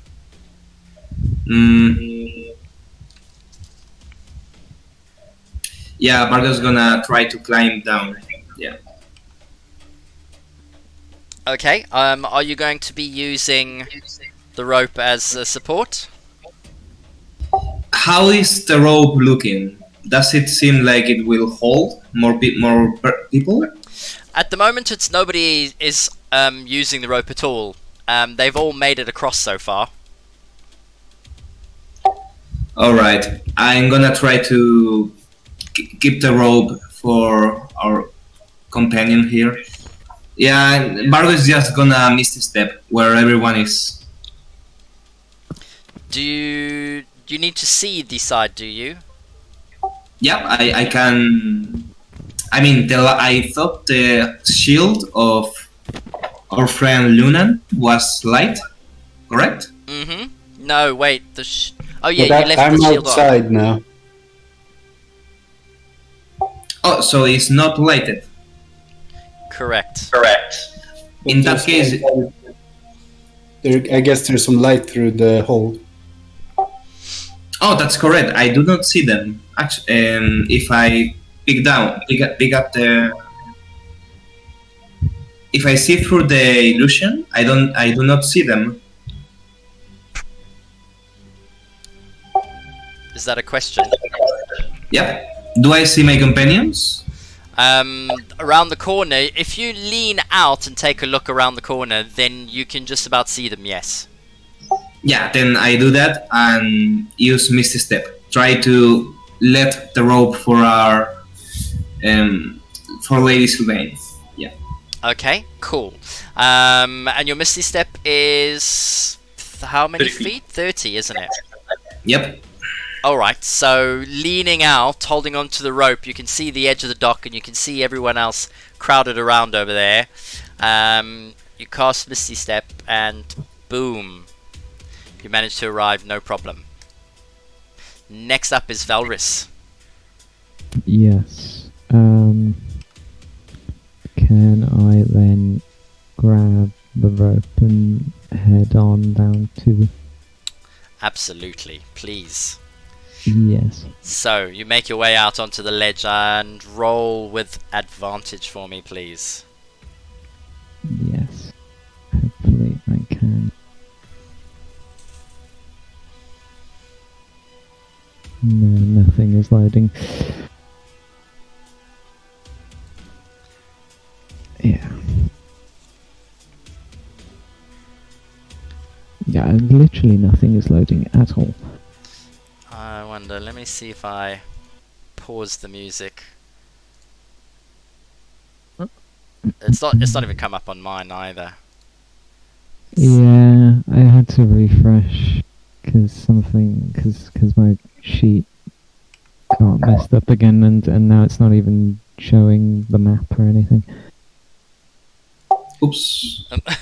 Morris, we're not on a ship. Why would you run for a dog? You're near the harbour. Oh, okay. I was like, have I missed some massive bit of context here where we're going onto a dock? No, you're I'm on a basically ship. you were in the harbour in a little house, down in the basement, interrogating the Lich. Oh, okay. And the escape route has been through the sewage system. I'll roll. And now we're in the shit. This is for Why does the tiny house have a full sewage system? +2, right? Yeah. That's and you have advantage. Right? Yeah, an Yes. advantage.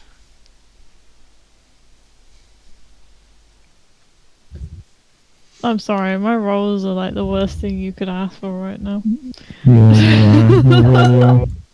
I think my Oh. D&D Beyond broke. Oh I dear. don't see it. Oh, yeah, the same thing's happening to me. Let me see. Maybe we should all reload at some point. I'm doing it at the moment. Refreshing for me doesn't help at all.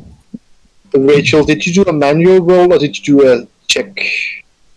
Manual roll for him. Okay, so that's why it's not displaying as acrobatics or something. Yeah, okay. Yeah. Try Yeah, refreshing your no. D&D Beyond now. I'm doing it. It doesn't work. I think there's something wrong with their API. No, mine's working alright on my laptop. Oh, BDT. Let's see. Hmm. If I go into...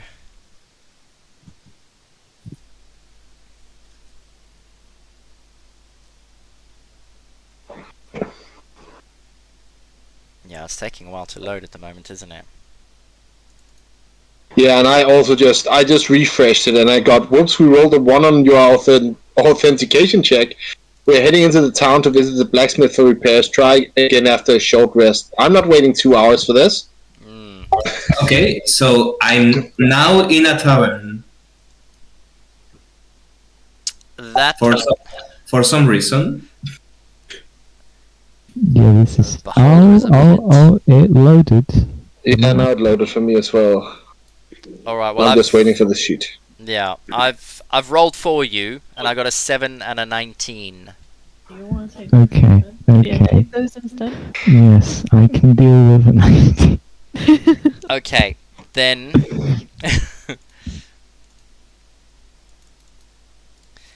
and I rolled for the second check for you, and I've got a 7 and a 13.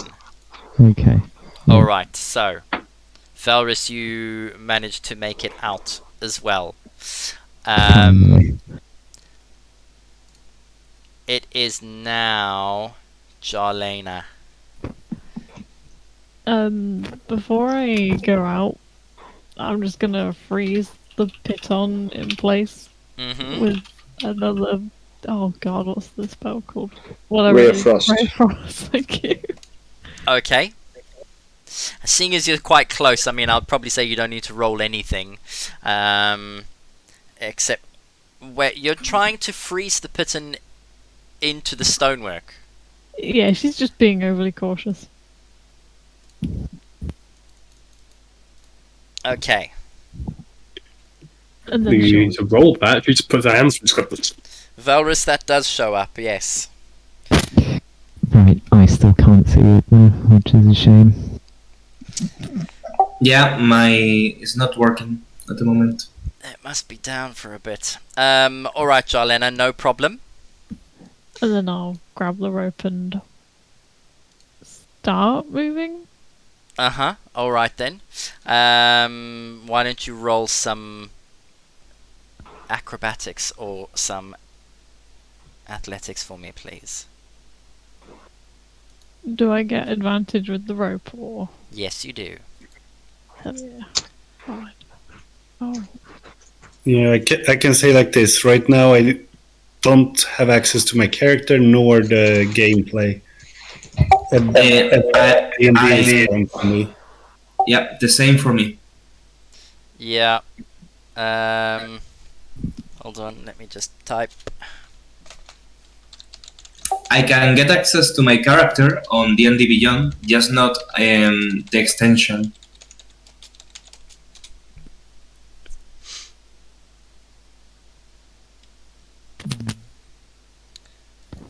Right. I'm let's- not even getting access to my character on D&D Beyond at the moment.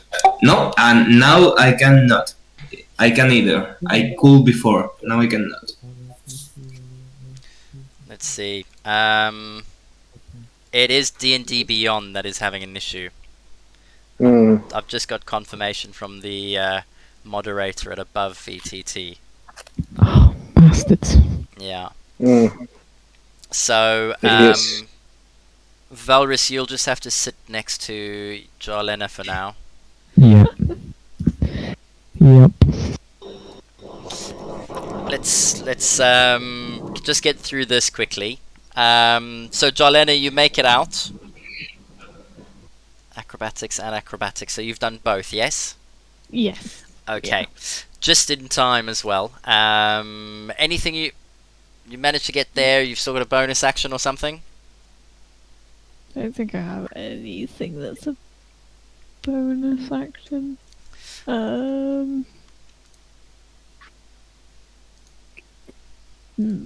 How far away is? Oh no, I can't. I can't. I was thinking maybe I could. How far away is Silver? She is from you. She's probably about 25 feet now, if you're all lined up on the dock. But she's 10. She's still got to climb out. That's alright. Okay, I'm gonna keep an eye on her. It's not a bonus action anyway. I just had an idea. That's fine. Okay. Right, and then Zeldara, she starts to cast a spell. None of you are in the room, so I'm not going to actually tell you exactly what she does. But Lunan, you will be up next, as will Dusted, Cole, and Marius. Do any of the three of you want to do anything before Syndra's turn? I want to dismiss the light on my shield. Okay. I'm going to do backup. You're going to do a backup. Yeah, just going to, take out all my files, put them onto a hard drive. Yeah. Cool. I'm just going to take a couple of steps back, that's it. Oh, you're going to back up. Got you. And Dusted?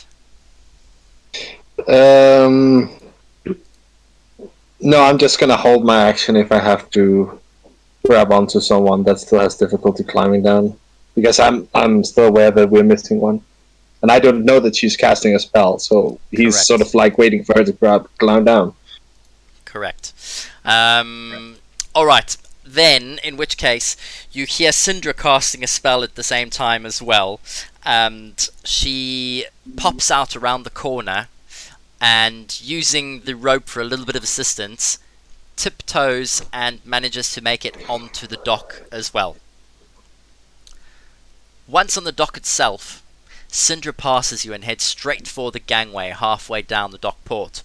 Mr. Pennyworth! Mr. Pennyworth! Splice the main brace and cast us off. We're leaving right this second. A voice from on top of the deck. Aye, milady.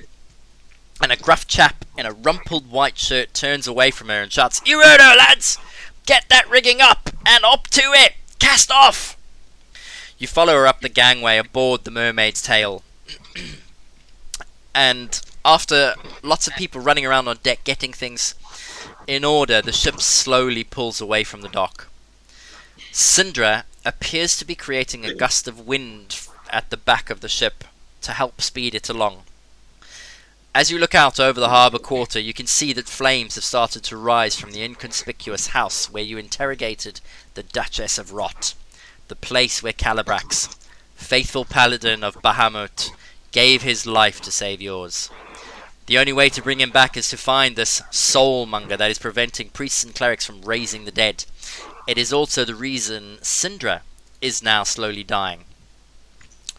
As the carnage begins to shrink away in the distance and the ship glides over the water and exit the harbour, you can see Seldara peering out of the sewer, staring at you. From behind you, you hear the soft footsteps approaching and turn to see an exhausted-looking Syndra walking towards you. She leans on the railings, eyes red and swollen, clearly still upset over the noble sacrifice of Calibrax. Calibrax did always say he was too noble for his own good. She won't follow us over open water, that's for sure. Well, come on then. I guess I'd better show you to your quarters. Follow me!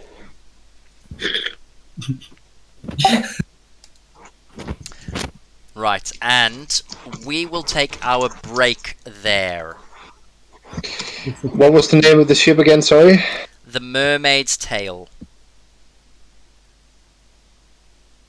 Its tail. Thank you. Yeah.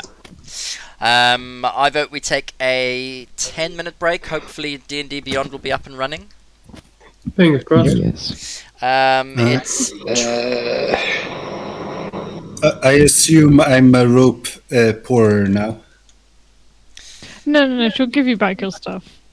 When we get on the ship. Yeah, she'll just shove it at you. Absolutely. No, you're a rope pourer because no one was there to undo the pitten and take the rope off. So one pitten and one rope. Correct. And a lot of us have lost soldiers, I guess. Soldiers. It's fine. I'll find the rope on the boat at some point, maybe. Exactly. Right, let's see. It's 21:18. Let's call it 21:30. Let's take 12 minutes, shall we? Yep.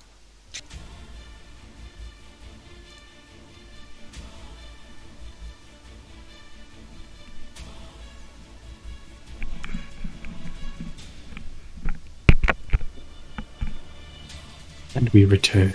We are back. I wouldn't say we. Well, you and I, that's a we. We're lurking. We're lurking. Excellent. We're just waiting for Anders. Well, I was here. Sorry, I just was drinking, so didn't want you to hear me slipping. Oh, that's okay. Slurp away. Slurp away. That's what I mean. We're lurking. We've been writing in the chat. Yeah. Okie doke. So, you're all on the boat, on board, and you've managed to make it out of the harbour. Syndra leads you around the ship. Yeah, you're on a boat. On a boat. It's a 2-mast sailing vessel. Aft as there's a sail on the front as well. What do we call it? A spinnaker. On the top deck there's a small lifeboat, raft-ish sort of thing, and there are a couple of sailors. There's also running around. There are 2 big spider scorpions sitting on the deck as well, just in case they encounter anybody. Get attacked by a dragon? Yeah, exactly. As long as Daenerys says forget about them, then we're fine. Yeah, as long as he doesn't forget about the Iron Fleet. Yeah. Is this Go on. before or after Dragonifs? It's before. Okay. So the top deck at the back houses Syndra's quarters, as you can see on the map, and you guys are below decks in the hammocks underneath Syndra's quarters. There is a small dining room table and some chairs for you as well, and all various cargo and boxes, etc., carrying all of the food and water and the rations that you'll need for your journey. On the lowest tier are the crew quarters. The kitchen is down there as well, alongside the captain and the first mate's rooms. Syndra takes you a tour and leads you into the bunked area where your hammocks are lying, and she says, well, these will be your quarters, and it should take us around 2.5 or 3 weeks to get to Chult from where we are at the moment. Oh wow. Plenty of time to get in some quality time getting to know each other. Yes, that sounds delightful. Perhaps you might want to dine in my cabin for dinner this evening. Well, twist my arm, why don't you? Oh, absolutely. Well then, until I see you this evening, I suggest you get some rest. Do we have anywhere to clean up? Yeah, there's a big ocean next to you. I'll try to get some shit off of me. Oh yeah. will attempt the same. I mean, we have a rope, and we probably can find a bucket. Yep. They're sure to have vinegar on this ship. It's the only way to flavour anything and keep things clean. Or you could just do the traditional sailor's method and tie a rope to yourself in the boat and jump overboard and, you know, be dragged along until you're clean. Doesn't seem like the best option. I will say that it takes you a while, but you get yourself clean.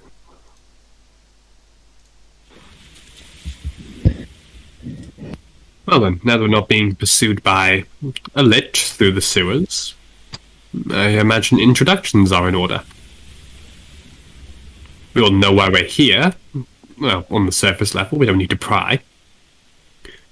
But a little bit more of an acquaintancy would be better, considering we may be risking life and limb for each other quite soon. When I say quite soon, I mean in a month. I agree. Well then, I shall go first. My name is Marius. My family name doesn't really matter anymore. I am a gentleman, a scholar, and something of an artist, you may say.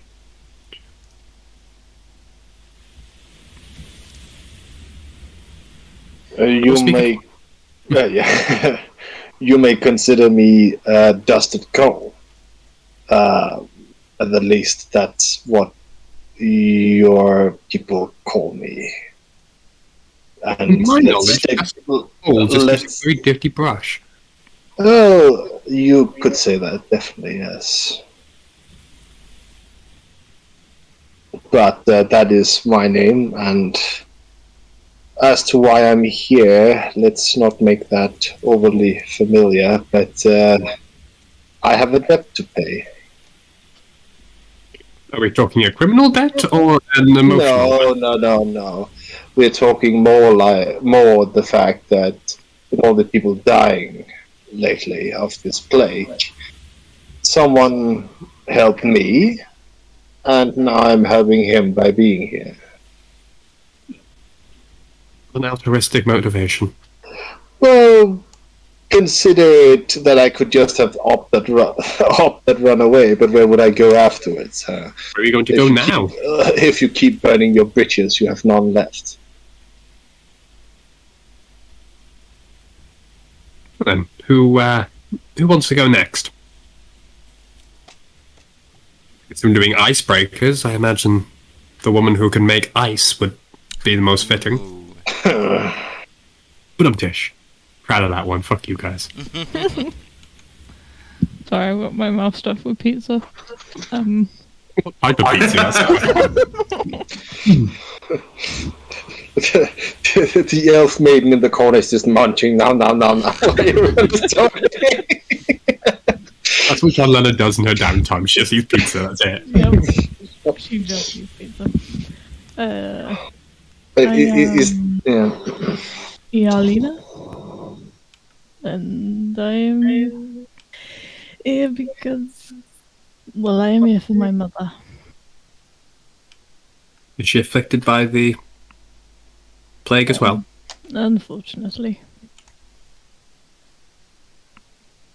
And it is as simple as that. I'm sure we'll find a cure for her soon. I hope so. Oh, do I detect an accent coming through? No. Not at all. Do it.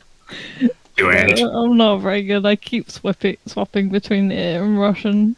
I'm over here being a fucking 1920s radio announcer. Seriously, go for it. It just takes a bit. You can do it! Yes, comrade, you can do it. Yes. Jesus. Mother Russia, accent does you. How does Jelena look? Is she a drow?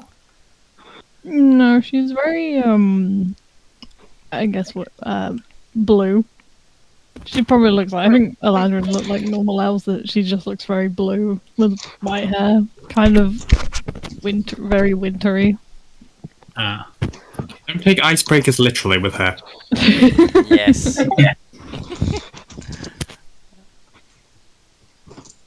He's stuck in. Yeah. Oh, She's put that depressed. down.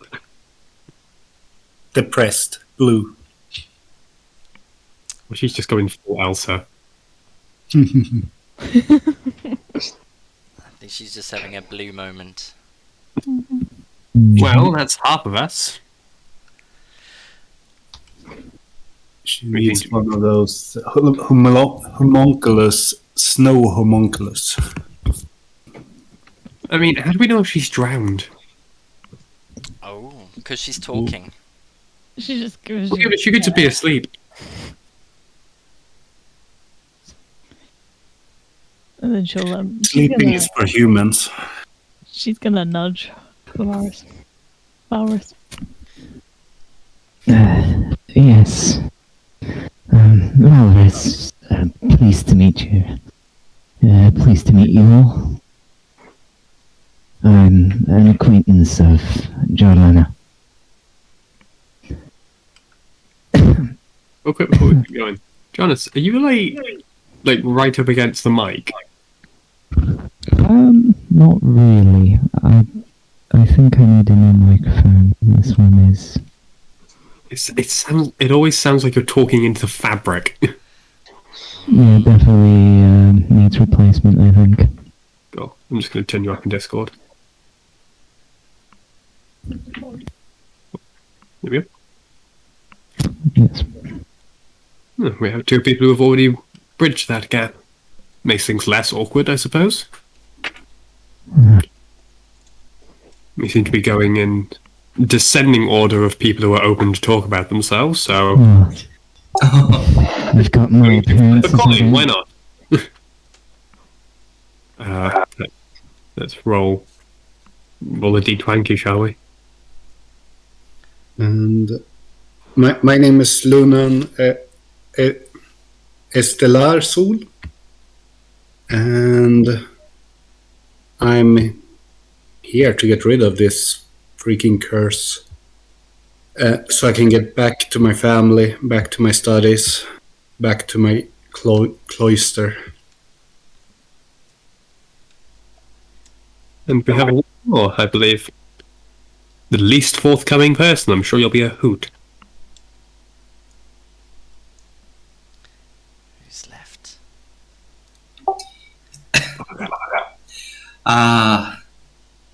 You can go. You can call me Bargo. You notice immediately he's very awkward speaking a little bit. Pretty much the same. I'm here because they told me at the Citadel to join with Lady Sindra Sylvain. She's from the Citadel as well. My mission is to know what happened to other wizards that were sent to Cholt, and this fucking plague, if possible. No, it's a nice mixture of things. I don't think we'll be lacking. I don't think we'll be spoiled for choice once we get there, but we won't be lacking either. I suppose. So then, who wants to play 20 questions? Whatever you like. I find it's the easiest way to get people who are awkward to open up. We're all sharing. Why not? Bargo cough a little. 20 questions. It doesn't have to be 20. It's a colloquial game. Children used to play it around the courts where I grew up, so yeah, I've picked it up. I always found some modicum of joy in it.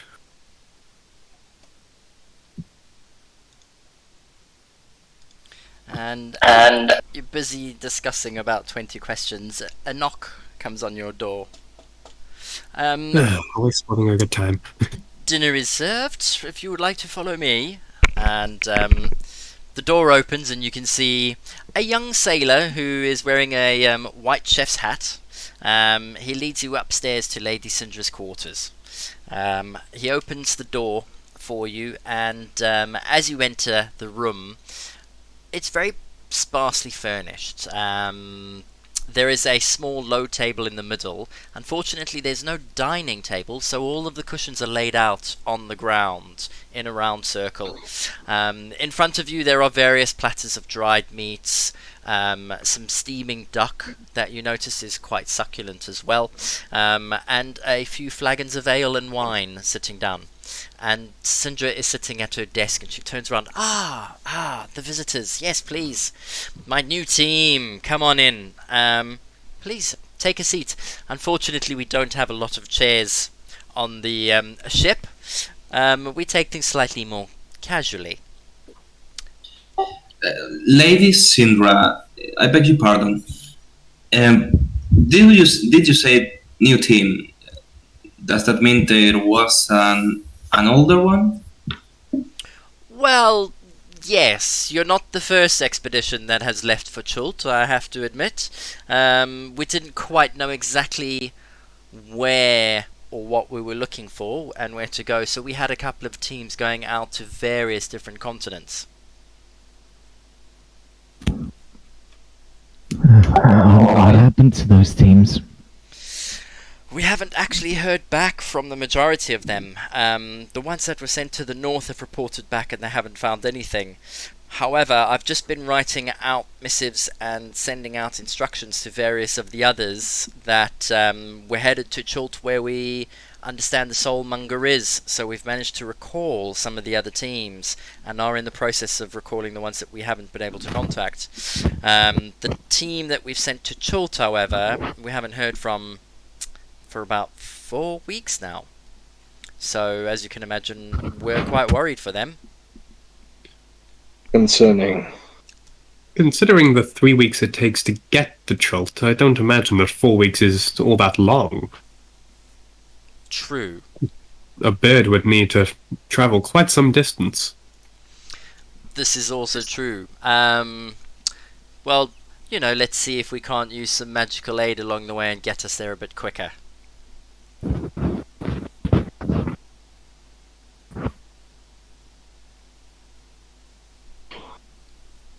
While this conversation is going on, Dustin is going to find himself a pillow to sit on. Okay. Sort of like scan the area for the softest one, like a real cat would do. They pace around it for a couple of times first. Like take a few swings around the room before deciding on one. Yeah. Excellent. Okay. Please take a seat, everyone, and help yourselves. I'm going to help myself to the wine first and foremost. Is it a good wine? Coming from your background, I will have to say it's an average wine. You are used to more stately wines from afar. But seeing as you're on a ship, this will do. I mean, at least it's not rum. I prefer fruitier tones, but something dry can often cleanse the palate, especially before a meal. Well then, everyone else care to join us? Can't have just a third of the group sitting down, can we? That'd be frightfully awkward. Absolutely. I'll just walk up to the closest and sit down. Same. Closest chair. So, have you all been acquainted? I mean, you have been training together for a number of weeks already, but it doesn't appear that many of you have socialized together. We have our unique methods of training. I imagine for many of us who seem to be more inclined towards the arcane, it largely ends up being a solo endeavor. Indeed. Mr. Marius, if you please. And then Busted holds out his hand towards the wine bottle. Because having seen him not drink from it, but drink I'm of drinking from a it. glass. I'm not drinking from a bottle. I know, but he wants to smell it or like identify it. Yes, of course. It's nothing fancy. I imagine it was made back at the harbour. But I'll hand it over He to him. whiffs of it and passes it back. It's just a gesture of figuring out whether it's good or not, and I don't know if he comes to the same conclusion. But, Yes, I mean, with your educated palate, you would say that this is an average wine for a person coming from a courtly background. it is something that you would serve someone that is that you want to leave as fast as possible. Yeah, okay. No, Well, so it's, standard court fare. It's probably better than what most people have. for Yeah, true. Give him some credit. it's not from a private collection, but if you were to serve it to any of the men on board the ship, they would think that you are Ponce. a ponce. Yeah, basically. I believe the term is twat. Yeah, it is a good wine, and it would probably cost about a gold piece a bottle. Oh, okay. Oh, I could buy a whole 5 of those. There you go. But coming from court dinners and court balls, it's average. It's a good drinking wine. You could drink it on its own. Oh, okay, yeah. Yeah. And it's yeah. I would liken it to a wonderful Arbor Red from the Sunshine Isles. But this isn't Game of Thrones. Stop it.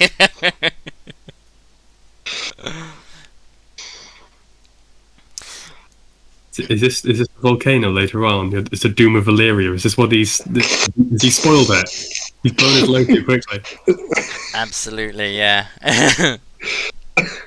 So, I'm talking basically. Yes, you are. Yeah. Have many of you been on board a ship, or any been to Chult before? Never really. First question, yes. Second question, no. I'm afraid. I see. Obviously, our feline friend over here is from Chult itself, I take it? I wouldn't be able to tell you even if I was. Oh, I see. So you have no recollection of the jungle, do you? Definitely not. Right. I have a contact that we'll be meeting once we dock in Port Nyan Zaru. He is one of the merchant princes who will outfit us for our journey. There is one undertaking that you may need on your journey. You will need to gain a writ of passage, but once we arrive in the port, we'll dine with the merchant prince, and thereafter, you can find yourselves a guide and set out on your way. They will allow one of my kind through, yes? Those dulcet tones distracted me. What was that you said, Mike? They will allow one of my kind through, yes? Yes. But of course. They'll allow me and our feline friend here through. I don't imagine you'll be too much worse. You'd be surprised. And what will be the name of this merchant prince? Oh, so many questions, so many questions. We will be meeting with Wakanda. Wakanda forever. We'll be meeting we're meeting a man called. I can't fucking finish the joke. Go on, you can do this. No, it's fine. No, you gotta commit. His name is Wakanga, yes, with a G. A man called Salador San. He's from Lys. He's from Lich. Yeah, I need that name one more time. Sorry, I forgot to write it down. Wakanga, forever. Forever. Yes, I am not joking you. It is actually the Merchant Prince Wakanga. Yes. I don't want anger. I haven't met him yet. Ooh, you will soon, though. We will be heading to his. As an introduction, of course, Wakanga knows some of the inner workings of many of the cities in Chult, and his guidance would be most valuable.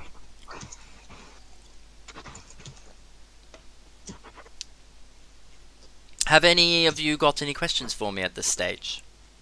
We are going into a jungle which is uncharted. You're not worried about that Lich? Oh, well, she won't cross the seas to get to Chult at all. And if she does, she might be months behind us yet. She most likely is going to want to recreate her phylactery, seeing as we've now destroyed it after she's been risen from it. Priority.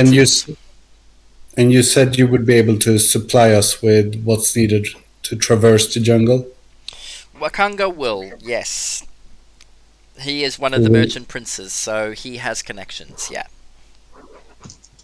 Yes, I think there's a lot of supply needed to get through there without... Absolutely, and I would suggest that you probably find yourselves a guide. There are a number for hire in the port as well. I believe that there are 2 inns that one could choose from to stay at. Most of the guides hang around in the bar during the days, or you could arrange a selection process for the ones that you're interested in the evenings.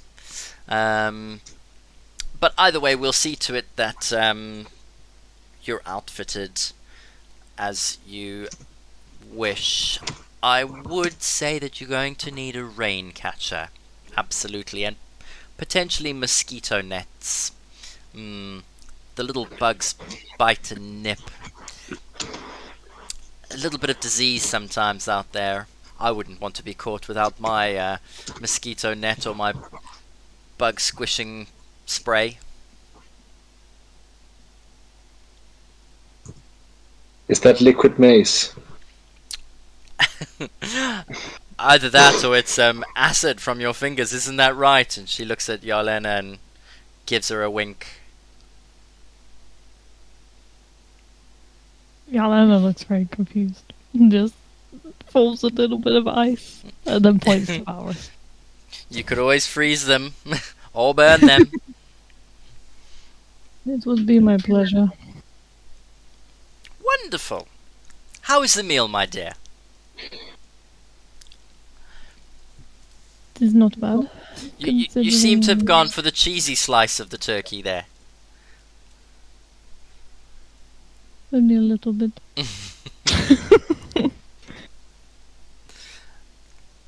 It is fine. Where we are. Yes, there are not that many pleasures of culinary experience and dining when you're on board a ship, I have to admit. At least we're not sucking gruel through a straw. You are Yet. quite right. Yet. Well, I take it there are no other questions then about the jungle. I want to know how did you reach the conclusion that the Duchess of Rot was related to this soulmonger? I suppose you could say it was a lucky guess. Whatever is taking place is some evil at its heart, and we know of a lich which was staying on the continent, so we took the opportunity to invite her for tea. Oh, I see. Yes. Very intelligent. Absolutely, yes. You know, it only took a little bit of confusing for her to give up the location and what we're looking for. Quite fortunate, I'd say. However, we have paid the price. Unfortunately, yes. So sorry for Calibrax. Really. He And is he a is great a loss. great loss. And you say that you will be able to bring him back? Absolutely. Once we reclaim his body and get him to the church on time. By on time. For this. Pardon? How long do you have for this? You said if you get it on time. I have agents already retrieving his body as we speak. The only delay will be in breaking the curse on time. Unless we put him into stasis, I don't foresee his body lasting much longer than 3 weeks. However, we could always freeze him.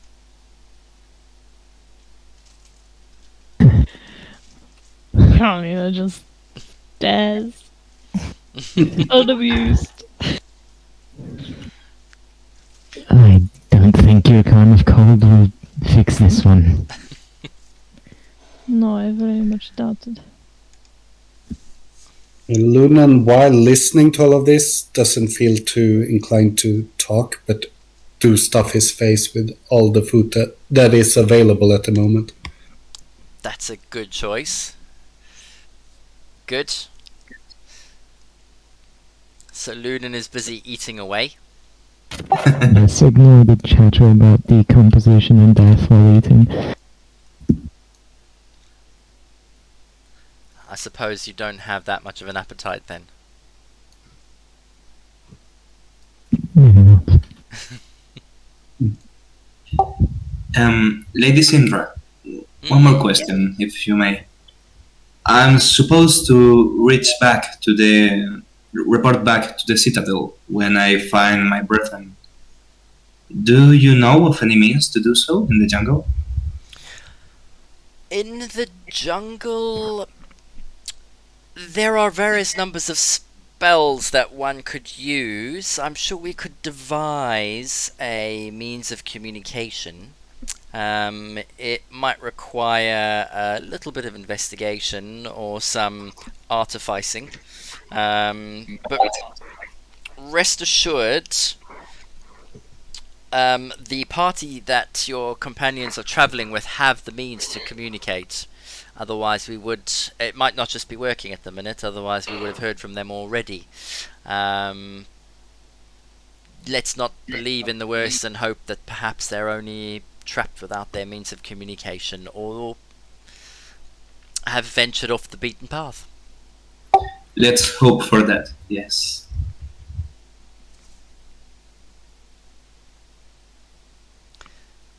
So, you carry on eating and drinking and having a reasonable time. Marius brings up the question of 20 questions again, and no one takes him up on his offer. And before you head off... Wait, we need to force development. What was that? We need to force character development. Come on, guys. We've shit, and it fills sessions. I do not want to play your mortal games.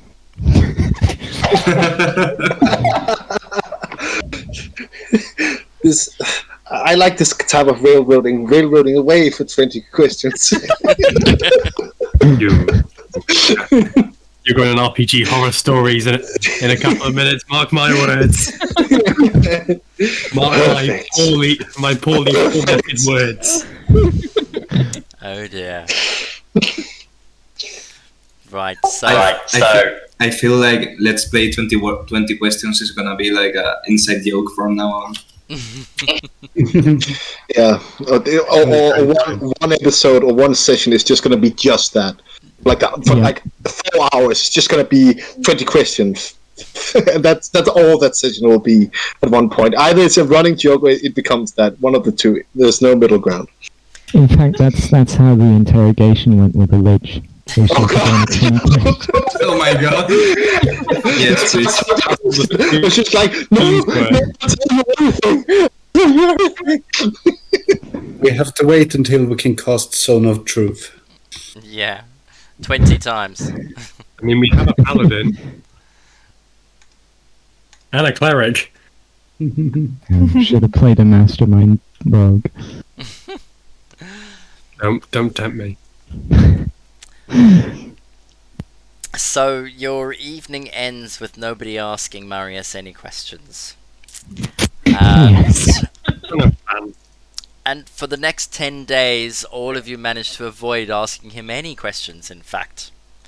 Damn it, that's how I use my class abilities.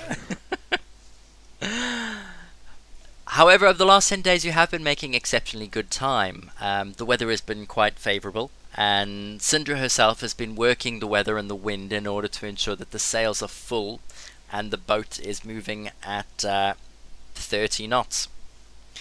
The crew are polite.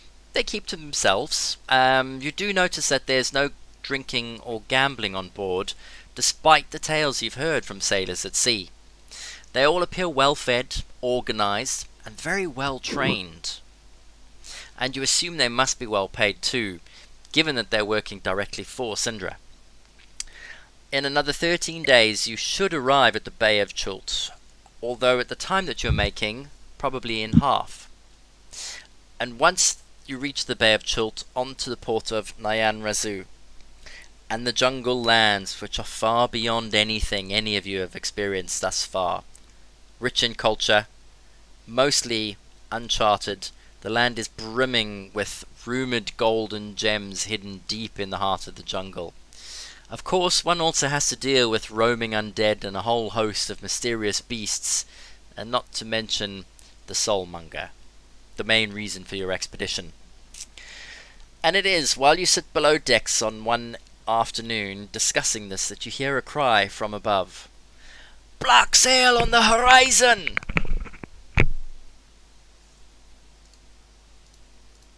Well, that's good news, I presume. You pursue the sound, so you hop up and you run up on top deck.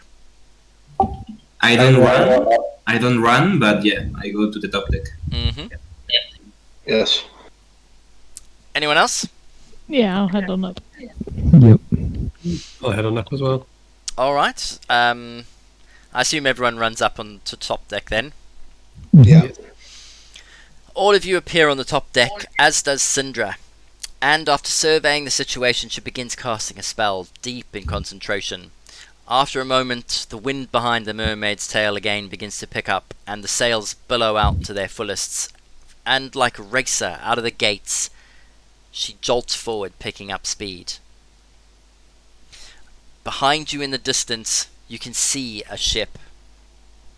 After 3 hours of spellcasting, Syndra visibly sags. It's no use. They're still gaining. They must have a mage on board to be able to keep up with us. Mr. Pennyworth, arm the crew. I'm afraid we won't be able to outrun them. I'm going to below for some rest before our guests arrive. He nods back to her from the helm and beckons one of the crew to take over the helm and heads off to the armory on deck.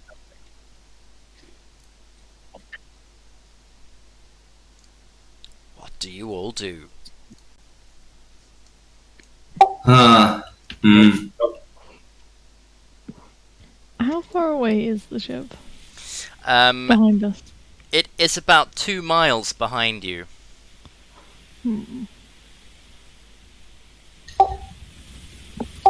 I feel like Bargo is gonna start preparing a rowboat just in case. Okay.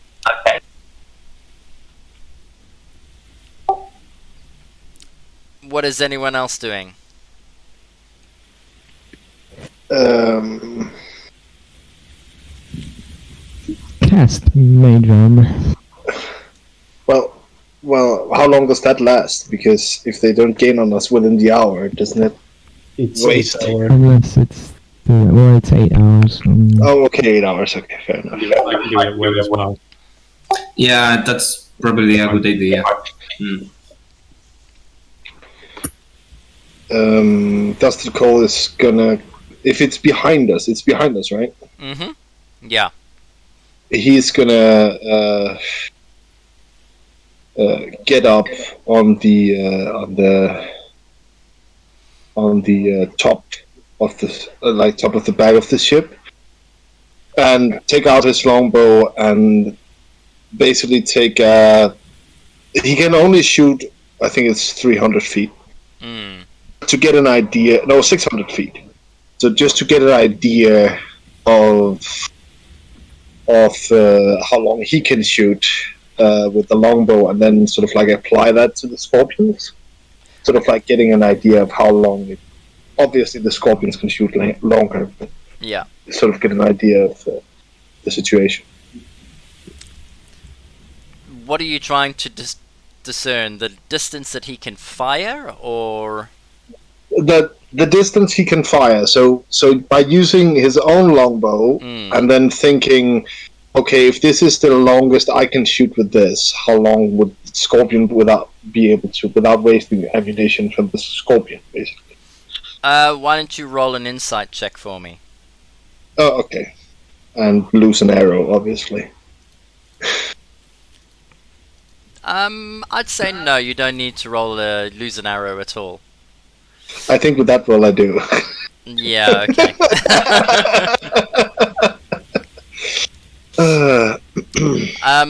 Well, you can definitely tell 600 feet. The longbow would fire further than the scorpion. Oh, okay. But just to get, so he has an idea when they will be in range. In range, yeah. Are the scorpions loaded? Not yet, but you can see some of the sailors are moving around, and they're starting to take arrows the size of spears, and they're popping them into barrels next to the scorpions on the bow and the stern. They look like medium-sized ballista, so large crossbows. They're siege weapons, commonly referred to as scorpions. Yeah. Good. Do we have our armors put on? You could go down and get ready if you wanted. I can go straight mage armor on. Great. Yeah. If Argo is not in his armor, then he will do so. Yeah. Okay. Bear in mind that Syndra has gone to her cabin to retire for a short rest. Sure. So you've probably got that amount of time to do whatever you wanted to do. I'm going to head up to the captain. Uh-huh. Other people say what they're going to do as well. Yeah, sure. I'll probably go and ask if any of the crew members need help with loading the scorpions. Alright. So you all get stuck in, helping loading scorpions, putting barrels on either side. Marius goes up to the captain. Mr. Pennyworth is at the helm. You alright, son? Grandpa! Yes, actually. I believe that I may be able to offer some assistance. Aye. You see, I happen to be gifted with rather more silver to tongue than most people. And I'm more than happy to remove whoever may be in charge. A simple trick of the mind and a few well-chosen words. So, if things seem too dire and you don't think we can do them, you're welcome to hail them over, invite them onto the ship, and I can work my quite literal magic. Beyond that, I'm afraid I don't have much in the way of martial talent, so... Are you talking about having a parlay with these pirates?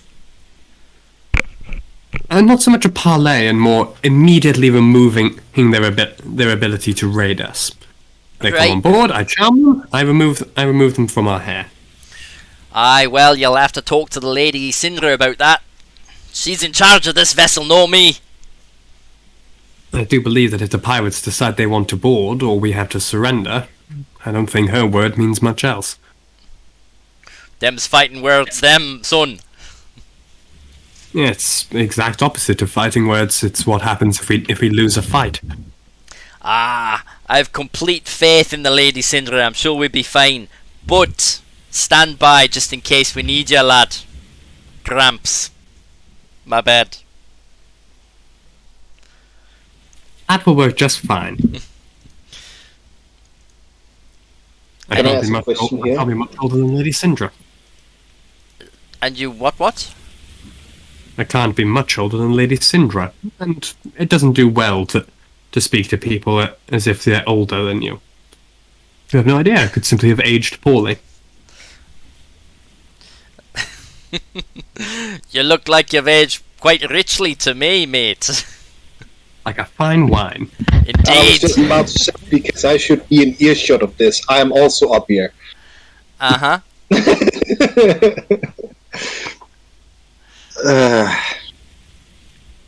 Well then, I figured I'd best inform you that you do have an option, rather than simply surrendering your men. Or allowing Lady Syndra to simply remove their heads. Sounds like a great option. Thanks. Stand by. We might need you. If we do, I think we're quite far up shit creek, and no one has given us many oars. That remains to be seen. Don't you worry. We're a crack fighting squad, we are. Don't doubt it for a second, Captain, and I'm going to leave. Is Pennyworth a dwarf or a halfling? Or Yes. gnome? Mr. Pennyworth is an elf, I believe. Oh, okay, let's write that down so I remember that, because else I would have insulted him at one point. Let me just double check. From what I Mr. just heard, I think he might be quite welcoming for a good insult. Yeah, he's an elf, actually. 100%. Right.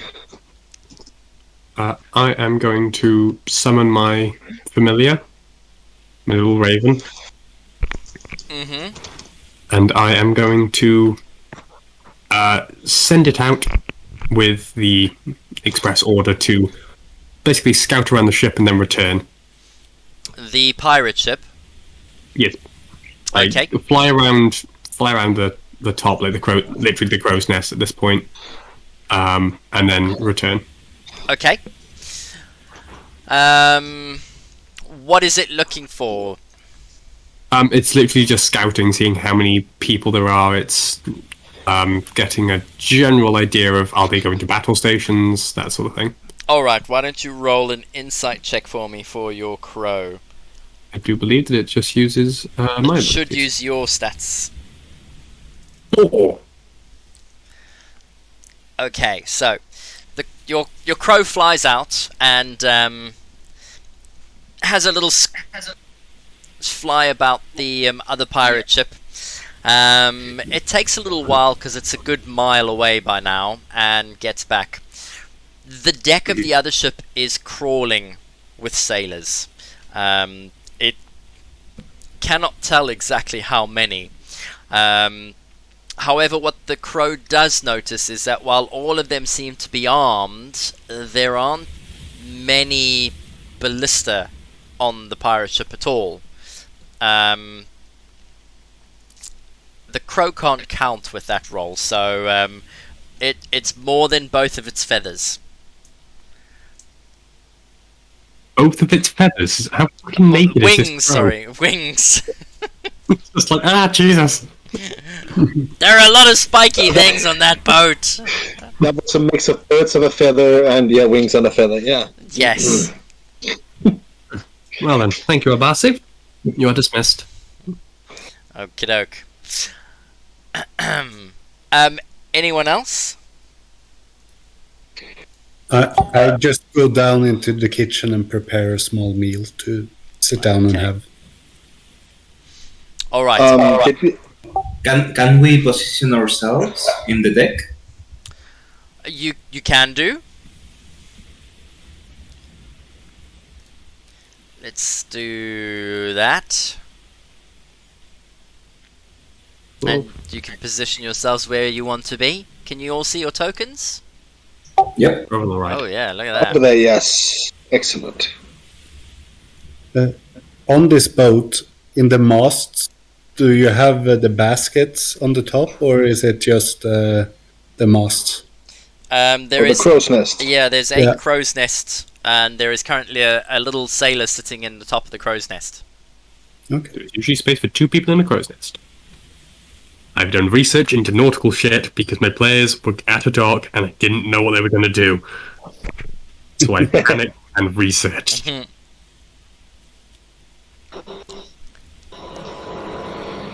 So the only 2 we're waiting for are Yarlena. Oh, I didn't see my token. That's okay. Is it possible to see which side of the ship the pirate ship is trying to go? At the moment, it is about a mile behind. Hmm. Oh, just... What do I have to do to update my face on this? Let's see. 'Cause So you I- do it on your sheet. I've done that. I did that before the break. Didn't Yeah. I? And Stefan, I swear to you, I have my shield equipped, but it doesn't change the AC. Again, I mean, in my sheet, I see it correct.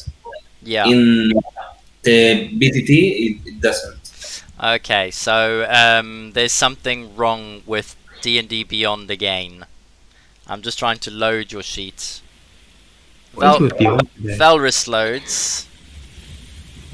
Let's load Now it's okay. now it's done. Now it's okay. Yeah. Yeah. I think their server or something must be playing up. Yeah, because I unequipped my ship to shoot the longbow, and I haven't lost my 18 to 16. Yeah. So,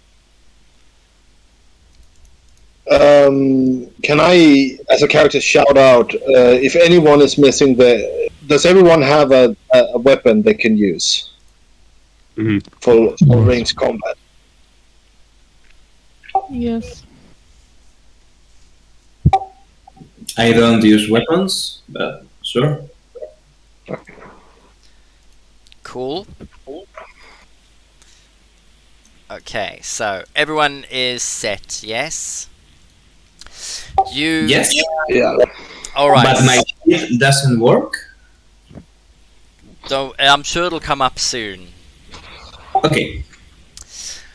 The pirate ship takes about 4 hours to slowly close the gap. She's a larger vessel than the Mermaid's Tail, and you can see as she comes into vision distance sight that she carries 4 masts, and there are 2 enormous ballista on the bow. At the top of the 3rd mast, you faintly see her flag whipping about in the wind. A white skeleton dog with a cutlass in its mouth on a black background. Monty fucking Fuller, you salty dog! Pennyworth turns to you. This one is a hard bastard to kill. Make sure you kill him twice. They don't call him Undying for nothing. The ship slowly starts to close in, and as soon as she gets within 400 feet, Mr. Pennyworth shouts out, "Man the ballista! She'll be in range soon!" I'm gonna man my ballista. Okay. So Yarlena, you're at the 1 ballista. Right. Yeah. She's Do gonna not have proficiency in ballista. she's gonna try and aim it at their massive ballista things that are on the front? Given that you've been it's taken 4 hours for the ship to come through, and you've been positioning yourselves around there, I'm going to assume that the sailors explain to you how the ballista work. I would hope so. It takes 3 rounds or 3 actions to load a weapon, aim it, and then fire it. One person can do it in 3 rounds, or 3 people can use a ballista every round, working as a team. I will go to help.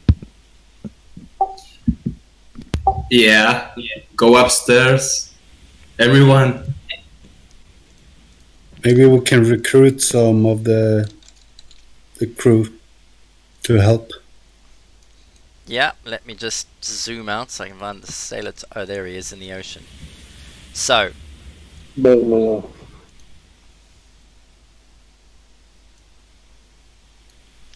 I will say, Yelena, you are manning the top ballista. Dustin Yeah. Cole, are you going to be firing the bottom ballista? If we're using Dex, yeah. Yeah, I'll be firing the bottom one. Okay, good. Right, then I will say that there are the other sailors. Is anyone going to be on the sides? Barco is helping Jarlena. Okay. Yeah, same. I am very So- useless so- in this situation. So there is an extra a sailor up at one of the ballistas up here. Yep. Yep, you can move him away if you don't need him. Oh no, it's better if he stays and one of us fights. Don't forget, you can use like long bows or short bows, so you can use your ranged weapons to attack them. Yep. Okay. As everyone's getting into position, I'm gonna cast Bless. Okay. You're going to cast Bless. Yeah, and I'm gonna give it. She's gonna give it to herself. Oh my god, I completely forgot the name. Jesus. He's not playing. Dusted Cole. Dustin Cole. That was it. I was like, it's something Just go Cole. with Cole. Yeah, Cole is fine. And Vargo, because he seems to be taking up some kind of position. So she'll- Mhm. Okay. Okay. So for every attack or save in the next how many turns, you get a D4, don't you? 1 minute, so 10 turns. 10 turns. Yeah, it's a concentration. So as long as you don't lose concentration, everyone gets a D4 that you've targeted. Yes. Cool beans. I was gonna try and post it, but it doesn't want to post. Marius, are you going to be doing anything? I am going to be readying my crossbow, but I do not have many intentions of firing it. Okay, so Marius, not so much. Lunan, are you going to be using ranged weapons or just helping? Ranged magic, yeah. Okay. Keep an eye on the range of your magic. And Valrys? I'll be helping with the firing. Alright, cool. Right, the pirate ship is... we're going to run it ship by ship, so the pirate ship is going to always go first because she's closing in on you. As soon as the ship reaches at 300 feet, Mr. Pennyworth, lads, let her have it! Those that are manning ballistas, please roll attacks, and whoever is on ranged weapons at 300 feet, please roll your attacks. Is it with Dex? Oh, Yes. It's actually it's roll it. It's +6 to hit using and your dex. Oh. Oh. So roll a dex. Yeah, dex check. There you go. And then let's add 6 onto that. Oh, Jesus. I'll use my blessed well. Going well. And then your 15? 15. Okay. The ballista fire. What are you aiming at, by the way?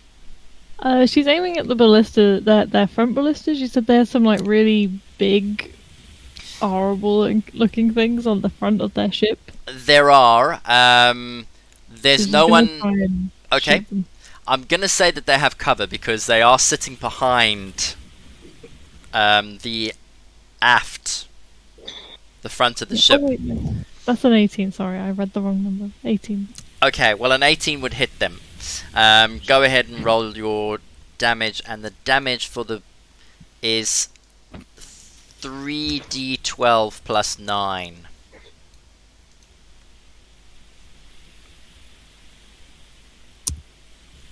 Oh, I didn't do the +9. 28. 28. Okay.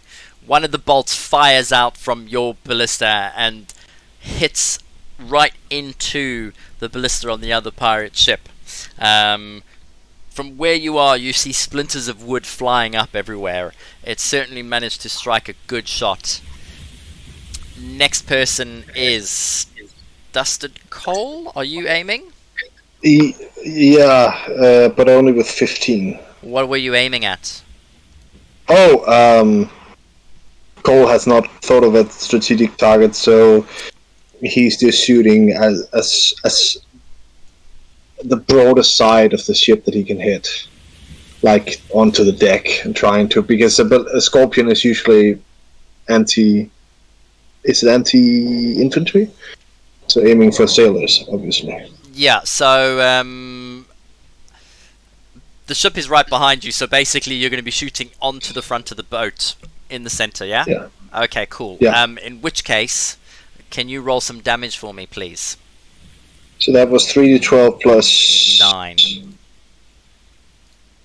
3d12 plus 9.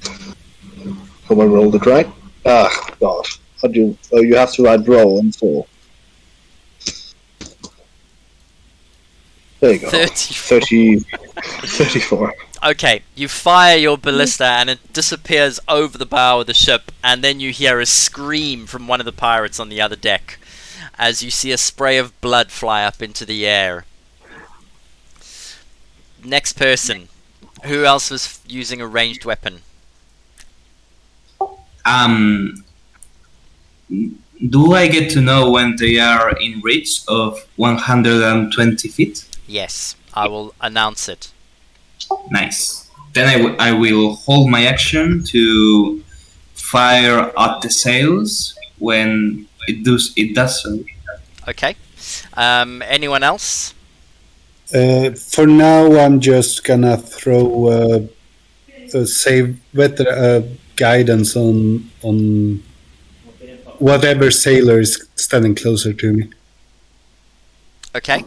May the gods be with you. Alright. Then that's the end of the round. The next turn, the pirate ship closes in another 50 feet.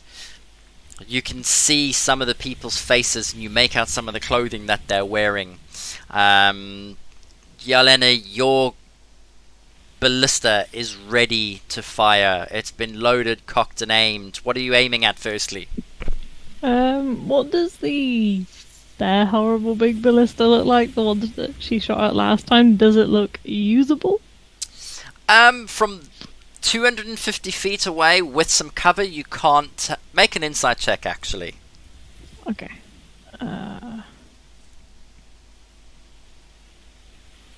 Oh.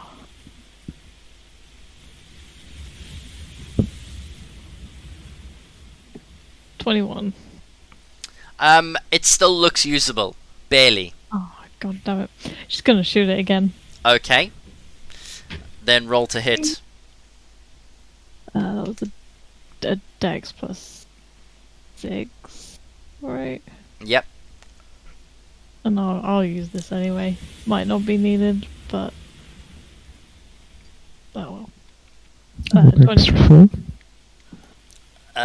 Yeah, that hits. Roll your damage. I probably should have just done it the other way. That wasn't so good this time. 25. 25. And the bolt manages to embed itself again. This time more clearly you see the top of the ballista shatter on the other side of the deck as splinters fly everywhere. Sailors duck for cover. The splinters fly backwards across them. And as they get closer, you can see about 15 of them have got bows and crossbows in their hands, aiming, waiting to come into range before they start firing on the ship that you're in. Next ballista. Dusted coal, what are you aiming at?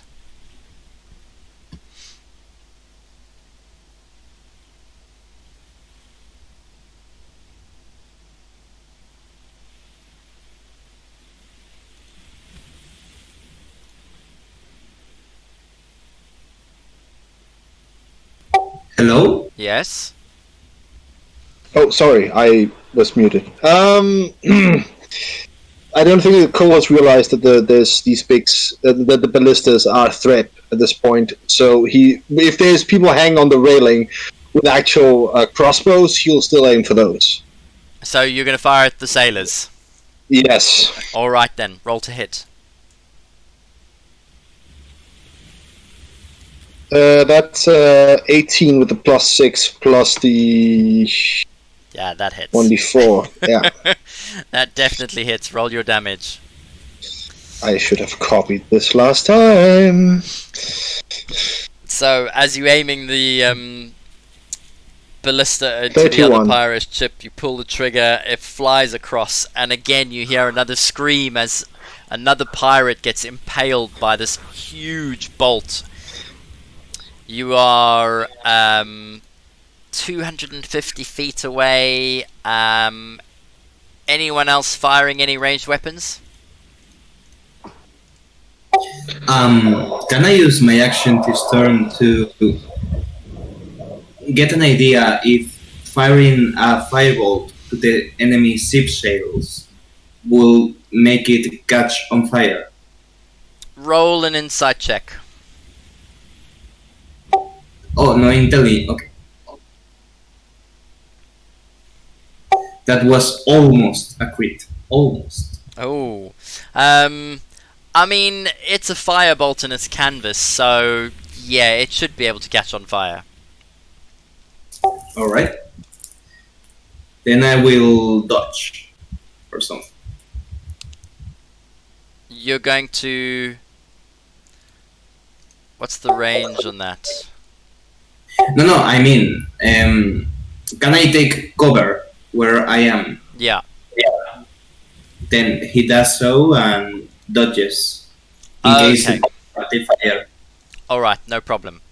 And your firebolt's got a 120-foot range as well. Yeah, but if they are far away, still it doesn't ready his action or anything. Alright. In which case then it's the next round, and they close into 200 feet. Jarlena and Dusted Coal, what are you aiming at? She's gonna swap to people this time. Okay. Cole? I would like an insight check. Provided that Vargo is speaking loud enough that he's talking about the sails. Mm-hmm. I don't know if you were... Vargo? I was, certainly. Okay. Can I do an insight on investigation check to figure out if the bolt on this ballista would be able to down a mast? Oh. If it hits properly? Okay, roll, Insight? please. Yes, okay, good.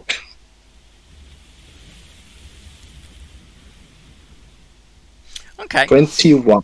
With a 21, you take a look. Number one, you can see 4 masts on the ship in front, heading towards you, but it's not really the masts that seem to be what is driving the ship, because further at the back, as they start flapping in the wind, the boat seems to be moving magically forward. Oh dear. Well, I guess if we can take pot shots at the mage, but he's probably behind sail, so we cannot see him from here. Correct. Annoying. Well, yeah, we're gonna. Yeah, we're gonna try to. Oh, of course. I want to down the mast and see if it hits a lot of sailors. I mean, that's my inner monologue right now. But okay, in which case, if that's your intention, then I think if you were to fire, well, if the mast takes enough damage, then yes, you could snap the mast off, depending on where you hit it, and it would definitely cause some damage like that. You would be able to do it. You probably think it might take 3 or 4 strikes of the ballista to hit the mast itself. Yeah, but then they're definitely close, and then no, we're just gonna shoot at the. We're gonna let the dream be a dream for now. All right. And shoot at the pirates on the railing. All right, then both of you roll your to hit, please. Okay. 13 plus a d4. Yep. 16. That will hit, and Yelena, yours also hits. Please roll some damage for me. Cool.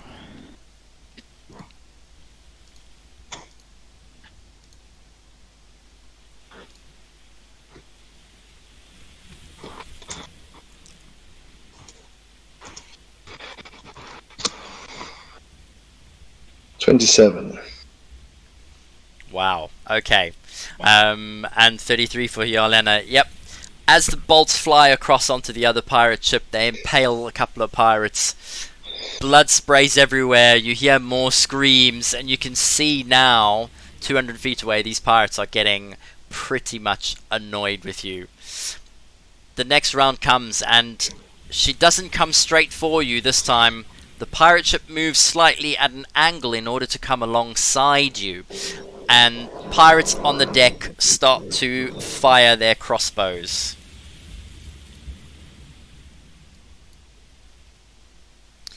That was... How is that going to show you? Is that going to show you as a total or the whole thing? It's also going to show the intermediate roll. So 19, 18, 10, and 15, sorry. Yeah, so...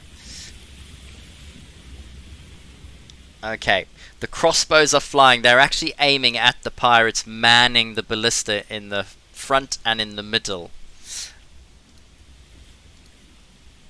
And 3 of them hit. Alright. Those are the ones that hits. That's the pirate's turn. Now it's your go. Yalen and Dusted Coal, what are you aiming at? Can we see the mage? No. At this point. No, Damn not it. at this point. You cannot. If we could get some fire in that sails from our mage over here, then we would be able to see him, perhaps. You're 150 feet away. It's just short of the firebolt spell. Yeah, but it's just yeah. So they fired at disadvantage then. Correct. Okay. Well, best to take down another, I guess. Or are we afraid that the super ballista can come in close now and take shot at that? Is there anyone running towards the super ballista? No. No. Well then, I think we should choose some more pirates. More pirates. Or Mhm. I can do the disadvantaged firebolt throw. At 150 feet, I think you can only do 130, can't you? Oh, yeah. So you'll be able to fire next turn. Yep. Yeah. Or shoot more pirates. All pirates. I'm shouting down to Marius to tell him to ask Lady Sylvain to come out if she was planning to. 16. I'll give 16 my best shot. definitely I will do- hits. Hit. And, Oh, and Elena critted. Yeah. That's one dead pirate. Natural 20. Wow. Yeah. So Splat, Mr. Pirate. Dusted Coal is aiming and the bolt flies out 150 feet. Bam! Smacks into one of the pirates on the deck and another one squeals and goes down like a stuffed pig. And then Yelena's bolt comes flying through, and it just so happens that as it flies into the pirate ship, not one, but two pirates get skewered on one bolt, and it Hell embeds yeah. itself into the top of the deck, while both of them are impaled by this huge, long, 4-foot long bolt. Oh, yes. Alright, She And just the cheers very pirates quietly around. to herself. next round. And the pirates move alongside 100 feet away, but 100 feet out from the starboard? Left port, right starboard? Starboard side.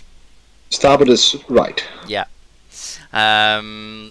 So they're off to an angle, say 45 degrees from the right hand side. Oh, I can actually use a drawing tool. Let's just go for a line. Basically this,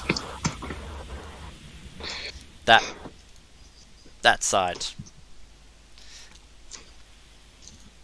Okay, and then they all get their turn as well. So let's see.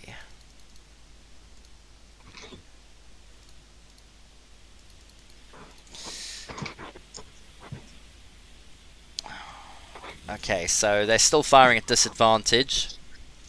They've all got crossbows, by the way, these ones. That's a hit. That's a hit.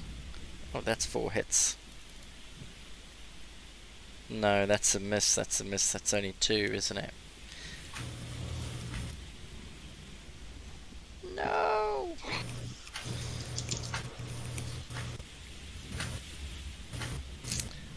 Okay, so crossbows fly onto the deck. Only 2 of them manage to hit some of the other sailors, doing minimal damage.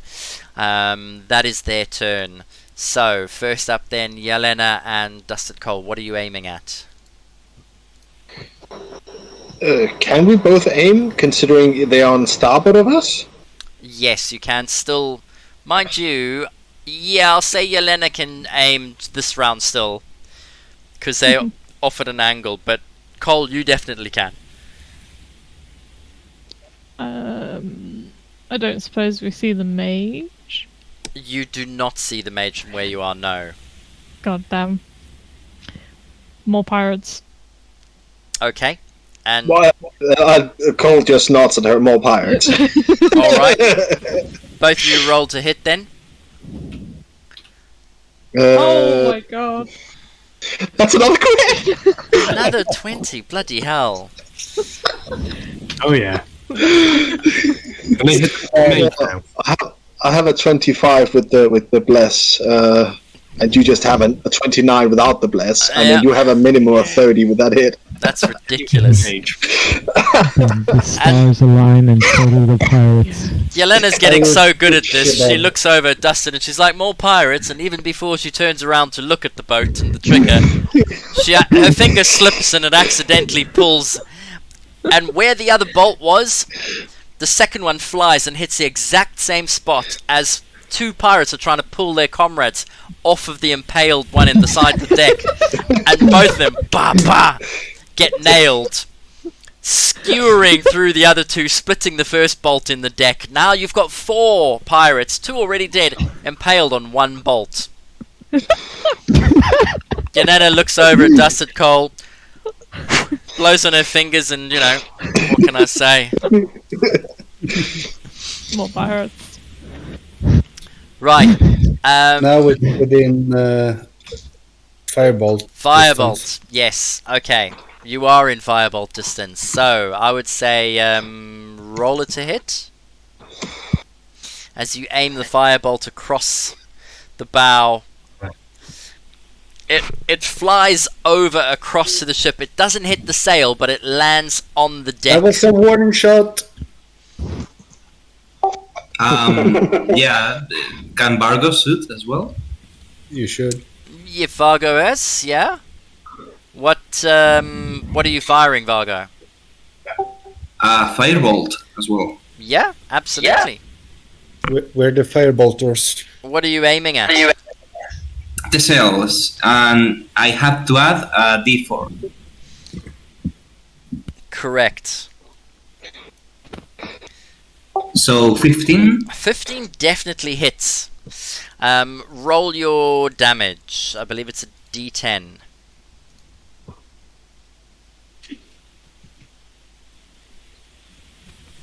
I roll, but it doesn't show. I think I saw it land on a 4 on the screen, but let's wait and see. But either way, Yeah, what works for me. It's okay. the firebolt strikes the canvas, and it hits the canvas and starts to burn. Did my roll come up? There we go. And the canvas rolls an 18 on its saving throw. It doesn't quite catch fire, but you can see it's burning on the canvas itself. You might need another one to set the entire sail on fire.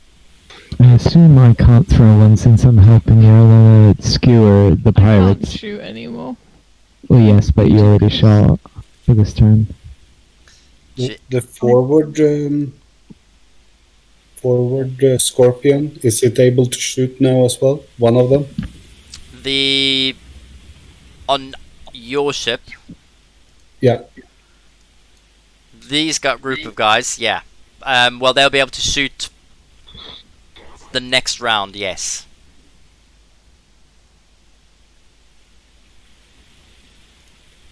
Are you thinking of moving down to here? Not personally, but I was just wondering if they were within. They will be, next round, they'll be able to fire, yes. Anyone else?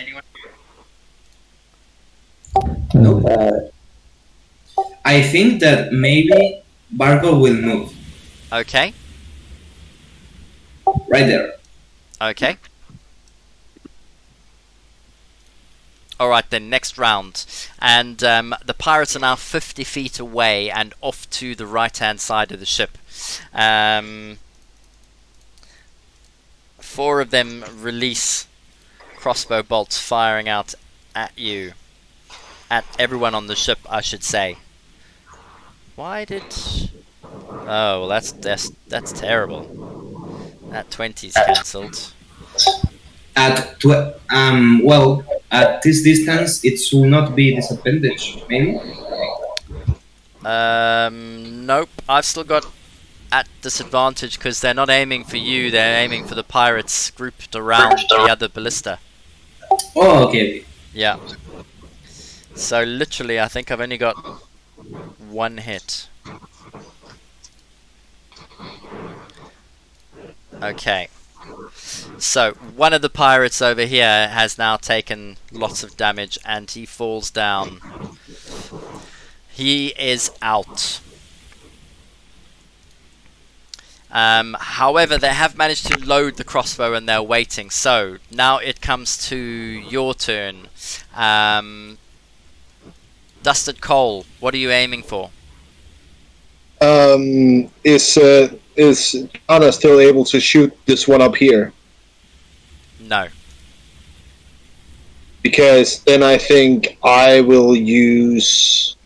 If this is here 20, can I get down there and fire it? Actually, You can fire yours, but your Yelena can't fire hers, so she's gonna have to man No, something but- else. but my idea is that I use feline agility. Yeah. Basically 20 feet there and then 35 feet there to move down there and aim this one, because these two will all fire this one, because these two have already loaded it and aimed it, so I only need to fire it, right? And then Delena can take over mine. Oh, I see. Okay. So you're gonna communicate that to her, are you? Yelena, Yes. fire mine, and you're gonna use your agility to run down to the other one and fire that. Yeah. Yes, that you can do. Soon.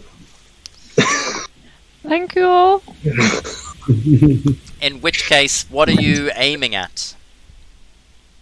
Since I'm now on the side of the boat,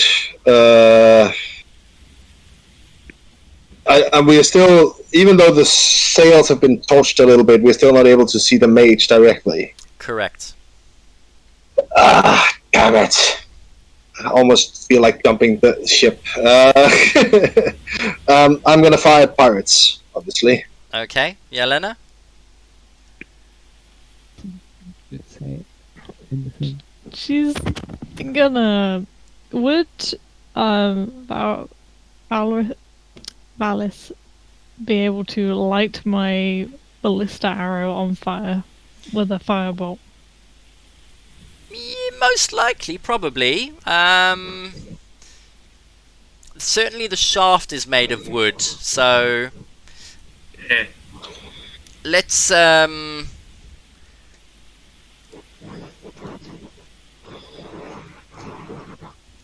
say yes. Oh, yeah, she'll ask him to light the arrow on fire, seeing as he's now free, and then she will shoot more pirates, but also light them all on fire. Oh wow, okay. She's gonna Vicious.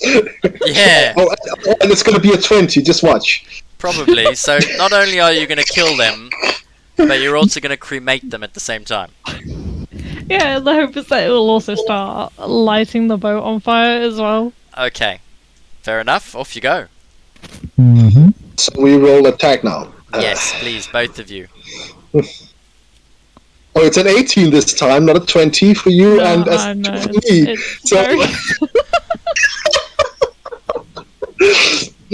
And that's a 12 for me, 18. 14 for me, yeah, in total. So you both hit. Yep, Yelena, you pinpoint accuracy, spear another one, and as the bolt hits the deck, from a fiery, the deck starts to burn a little bit as well. In fact, the body catches fire, and yes. you can see. Perfect. So another pirate is down as well. Two, sorry. Who's Vargo? And who else is firing firebolts? I would want to take my action to see if I can perceive anyone, not necessarily the mage, but anyone that could be barking orders to the others. Okay. Roll your perception, sir.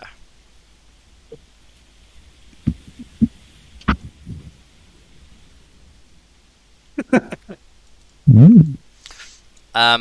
Yeah, unfortunately not so much. The crew from where you are standing seem to be quite organized. Okay. No one's barking orders, they're all actually just waiting for their turn. There is somebody on the helm who is steering the ship, obviously. And there is someone who's standing next to him. But you can't really tell who's giving orders and who isn't. Yep. So how many pirates are left? Let me see. Where are you standing? On the right side. Right, so you would probably be able to count from where you can see easily more than a dozen, maybe even 20. Oh wow, no, that's not good. Yeah, Bargo's gonna firebolt the sail again, Okay. trying to hit the same spot as before. Okay, Who cool. was catching fire, if I recall correctly. Uh-huh. Alright then, roll to hit if you don't mind. Oh, you've already done it. Good. Plus a D4. A D4. That definitely hits. Roll some damage for me.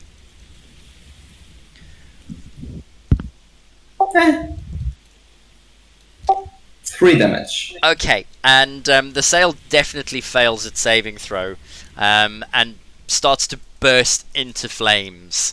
The flames fly up the mast to the top of the sail, where the canvas starts burning quite a lot. And Bargo goes back. Alright. Right there. Next round then, the pirate ship is 200 feet away, and it pulls up with the stern of the ship in line with the bow of the mermaid's tail. It's 200 feet away, so the pirates firing on the deck at the ballista still get disadvantage, because they're all using crossbows. So this enemy ship got farther away. It's 200 feet away from you, to the right-hand side of the ship. Okay. Crossbow That is bolts abysmal. fly onto the deck and hit nothing. Right, it is Yelena and Dusted Coal. She yells from the top, "More pirates!" And she'll just look at Valrus. Okay. He's gonna light the next arrow on fire. Alright, you're both going for pirates, go ahead and roll. Oh, that wasn't so good. Damn. That still hits though. Yeah. Alright, both of you, I mean, I'd ask you to roll damage, but really you're going for pirates, and it's if you hit it, you're gonna kill them anyway. Using fucking ballistas to kill people, my god. So you take There's out no another best way 2 of doing pirates. Fargo, are you firing? Does the deck catch on fire more? I cannot firebolt if there are 200 feet away. Good point. Thank you. 1 second. The deck does indeed catch fire again where it lands. Yes. Alright. The next round, and the pirate ship pulls up within the same side by side, 200 feet away from you. It's running side by side to the mermaid's tail, and in the distance you can see on the helm there is a pirate that is steering the ship. Next to him there is a quite fancy dressed pirate who's wearing a coat and a feathered hat on his head as well. But what really draws your attention are the 4 pirates aiming crossbow bolts at you on the side of the ship. And they fire again.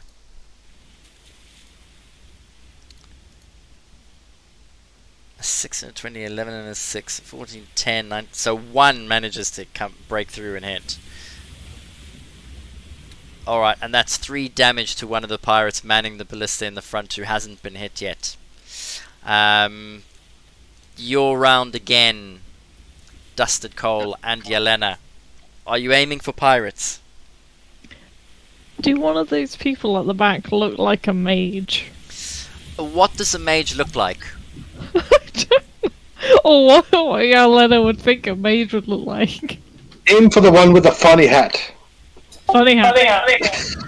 Bargo does not wear a funny hat. I mean, No, but I mean, you're talking to a paladin sorcerer and a fighter. What the fuck do you want us to say? I'm a regular sorcerer. Yeah. She just looks at Varus again.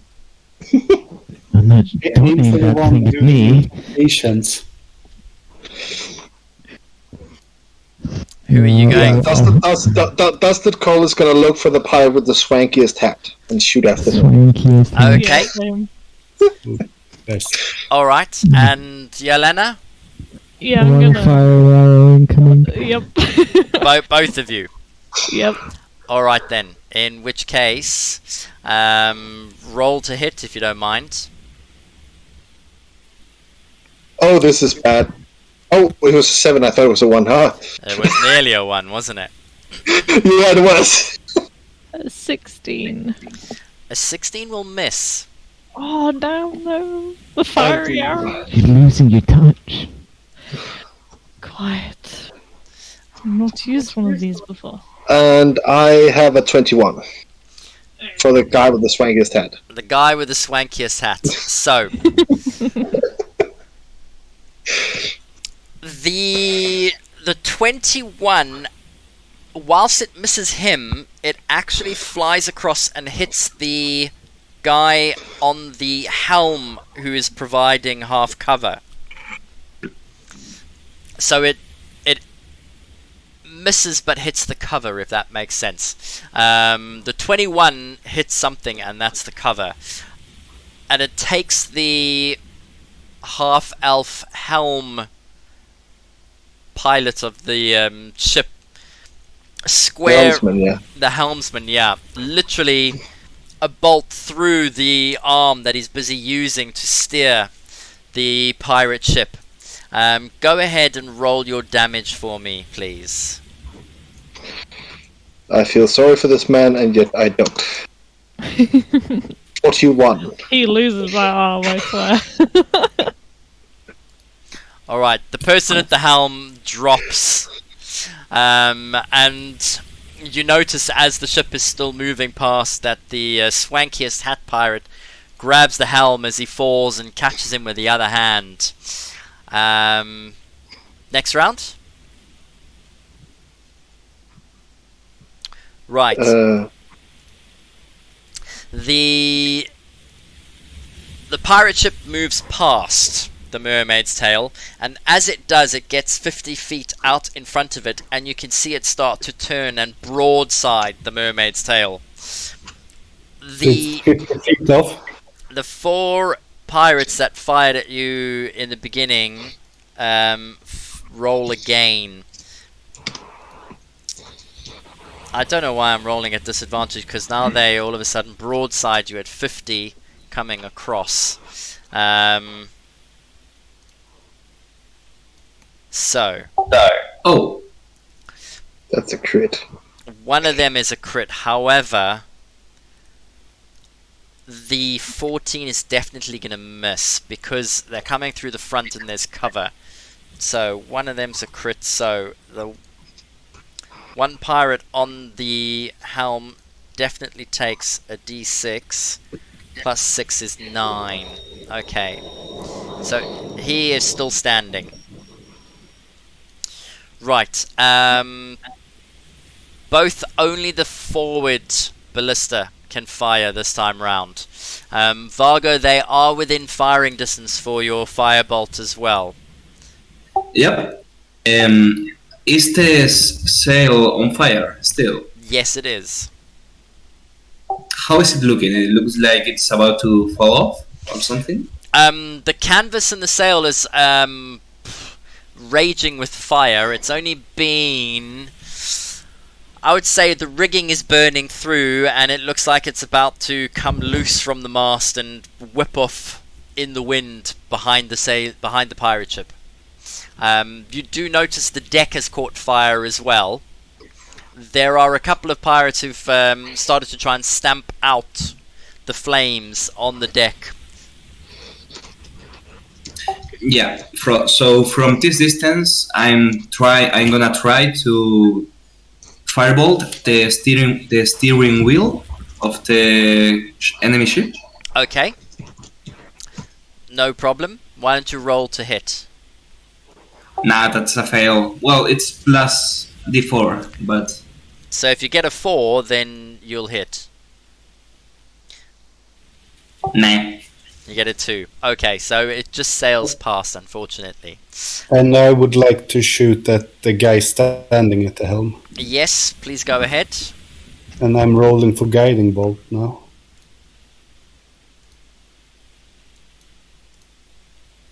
And I will roll for the other ballista guys, and they also managed to hit. Was it a hit on the guy by the helm? What do you mean? You get... I shot the guiding bolt. Oh, armor The class spell. with a 21. Yeah, that hits. That hits. And next 19 damage and next attack has advantage on him. That is pretty good. The one driving the ship. The one driving the ship. Nice. Okay. Next turn? Which one of the ballistas could fire? What do you mean? Didn't you say that only one of them could fire? One of ours. Both of the forward front ballistas fired. Okay. Yeah. I rolled for the pirates already and I got an 18, which hit. Okay. So that took out one of the other pirates. Well, are we aiming at the swanky pirate again? Swanky pirate. The swanky... That's the one at the helm now, right? Yeah, exactly. So who is advantage on? this is the next turn, yes? I don't know. I don't know. Wait. Let me just check. No, it would have to be the next turn. I don't know if anyone else have anything. Yeah, because Yelena's at the back of the ship, so she can't fire her ballista anymore. I can firebolt now, I guess. You could do. You'd need to move down further to the front of the ship and do a firebolt then, yeah? Yes. I will attempt to do that. Alright. Yeah. Go on.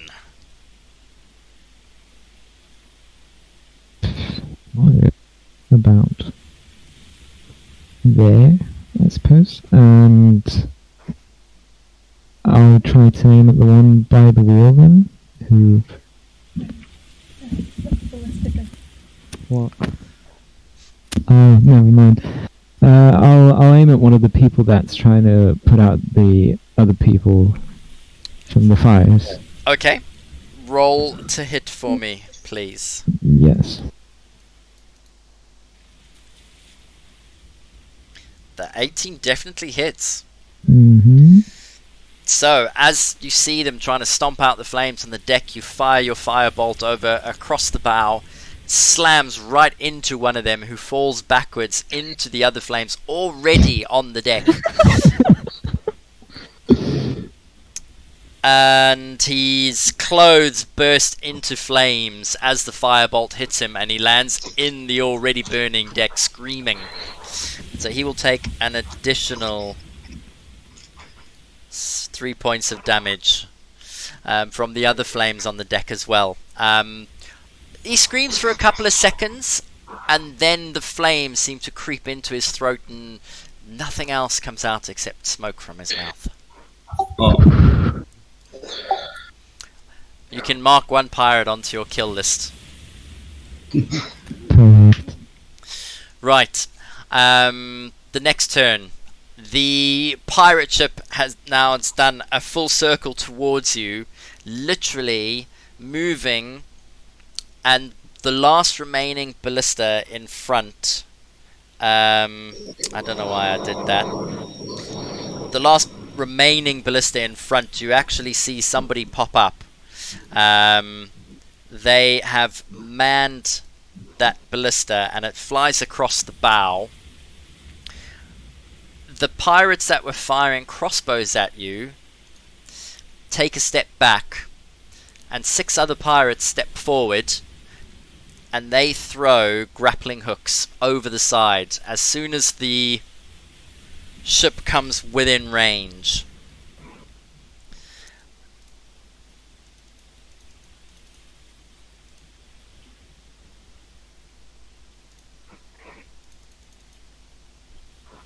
Alright, so 2 of them manage to shoot through.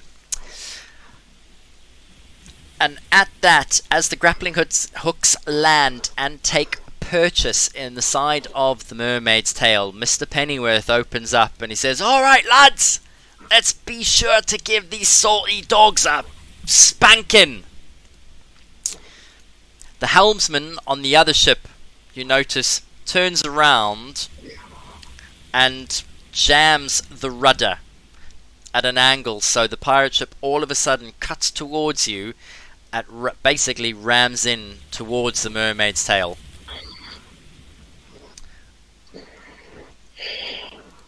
And we are going to...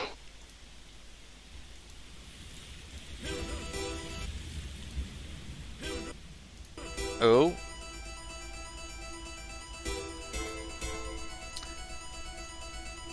Right. We are going to pause there. And we're going to pick this up on our next game session. One sec. Rachel, can you just roll me one more nat 20, please? Oh, I just realised our next session's on the 1st, isn't it? Yes. What's happening on the 1st, Rachel? Oh no, we might be able. We should be able to join. I think we're in Estonia. You're in Estonia? Yeah, so that should be fine though. I think. Yes. Might just have to share a laptop. You already were tonight, weren't you? Kind of. Kind of, yeah. Kind of. Right, well, our next session is going to start where the boarding takes place. Woo. Nice. So the next section is next week or the one after? It is going to be the one after on the 1st. We'll have a break next week. Gotta remember that advantage for the 1st.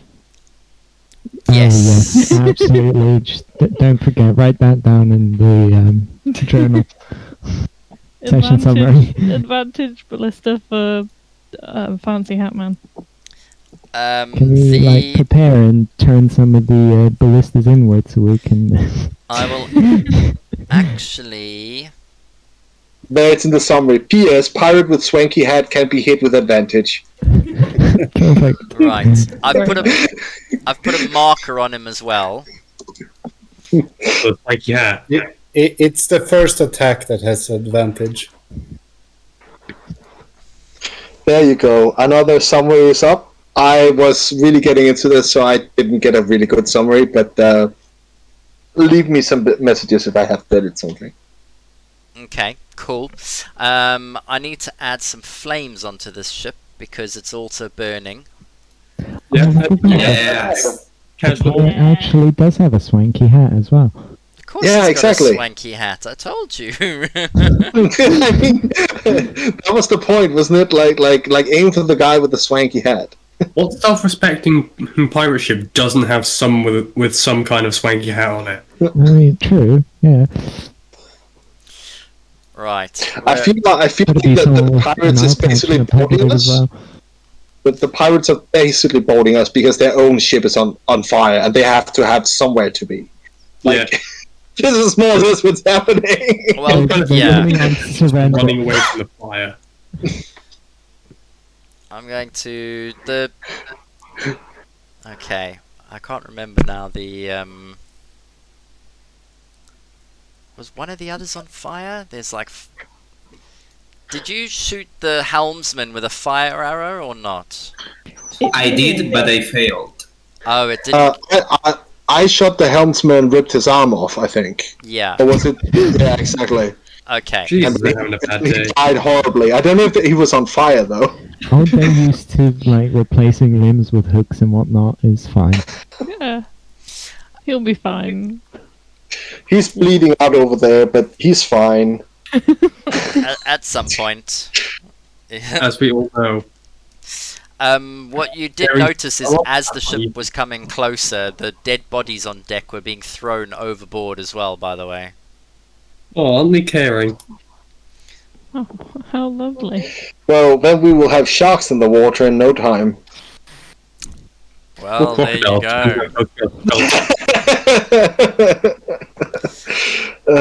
Good. Right, and at this point as well is where the Lady Syndra, Marius, you hear her exiting the door. Basically, the door to her chambers opens as soon as the grapple hooks hit the boat.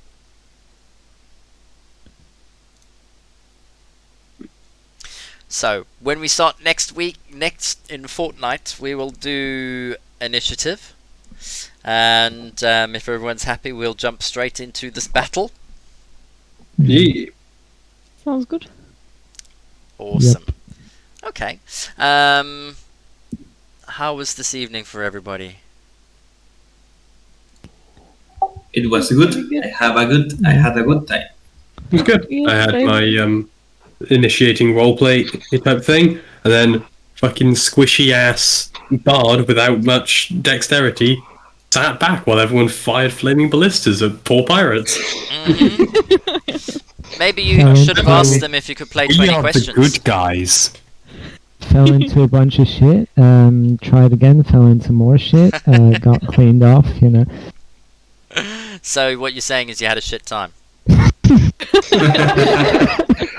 I don't think that's in the summary, so that will disappear unless All you in all, the remind 20 everybody. questions was the worst part. But pay note to the summaries. There's nothing about the 20 questions. There's nothing about the falling into shit. So things will just get swept under the rug as we go along. As long as you let me write the summaries. Those are the only things that any of us will remember because they're not in the summary. Exactly. Yep. I'll just get tons of messages now, like PMs where it's like, where's the shit? Where's the 20 questions?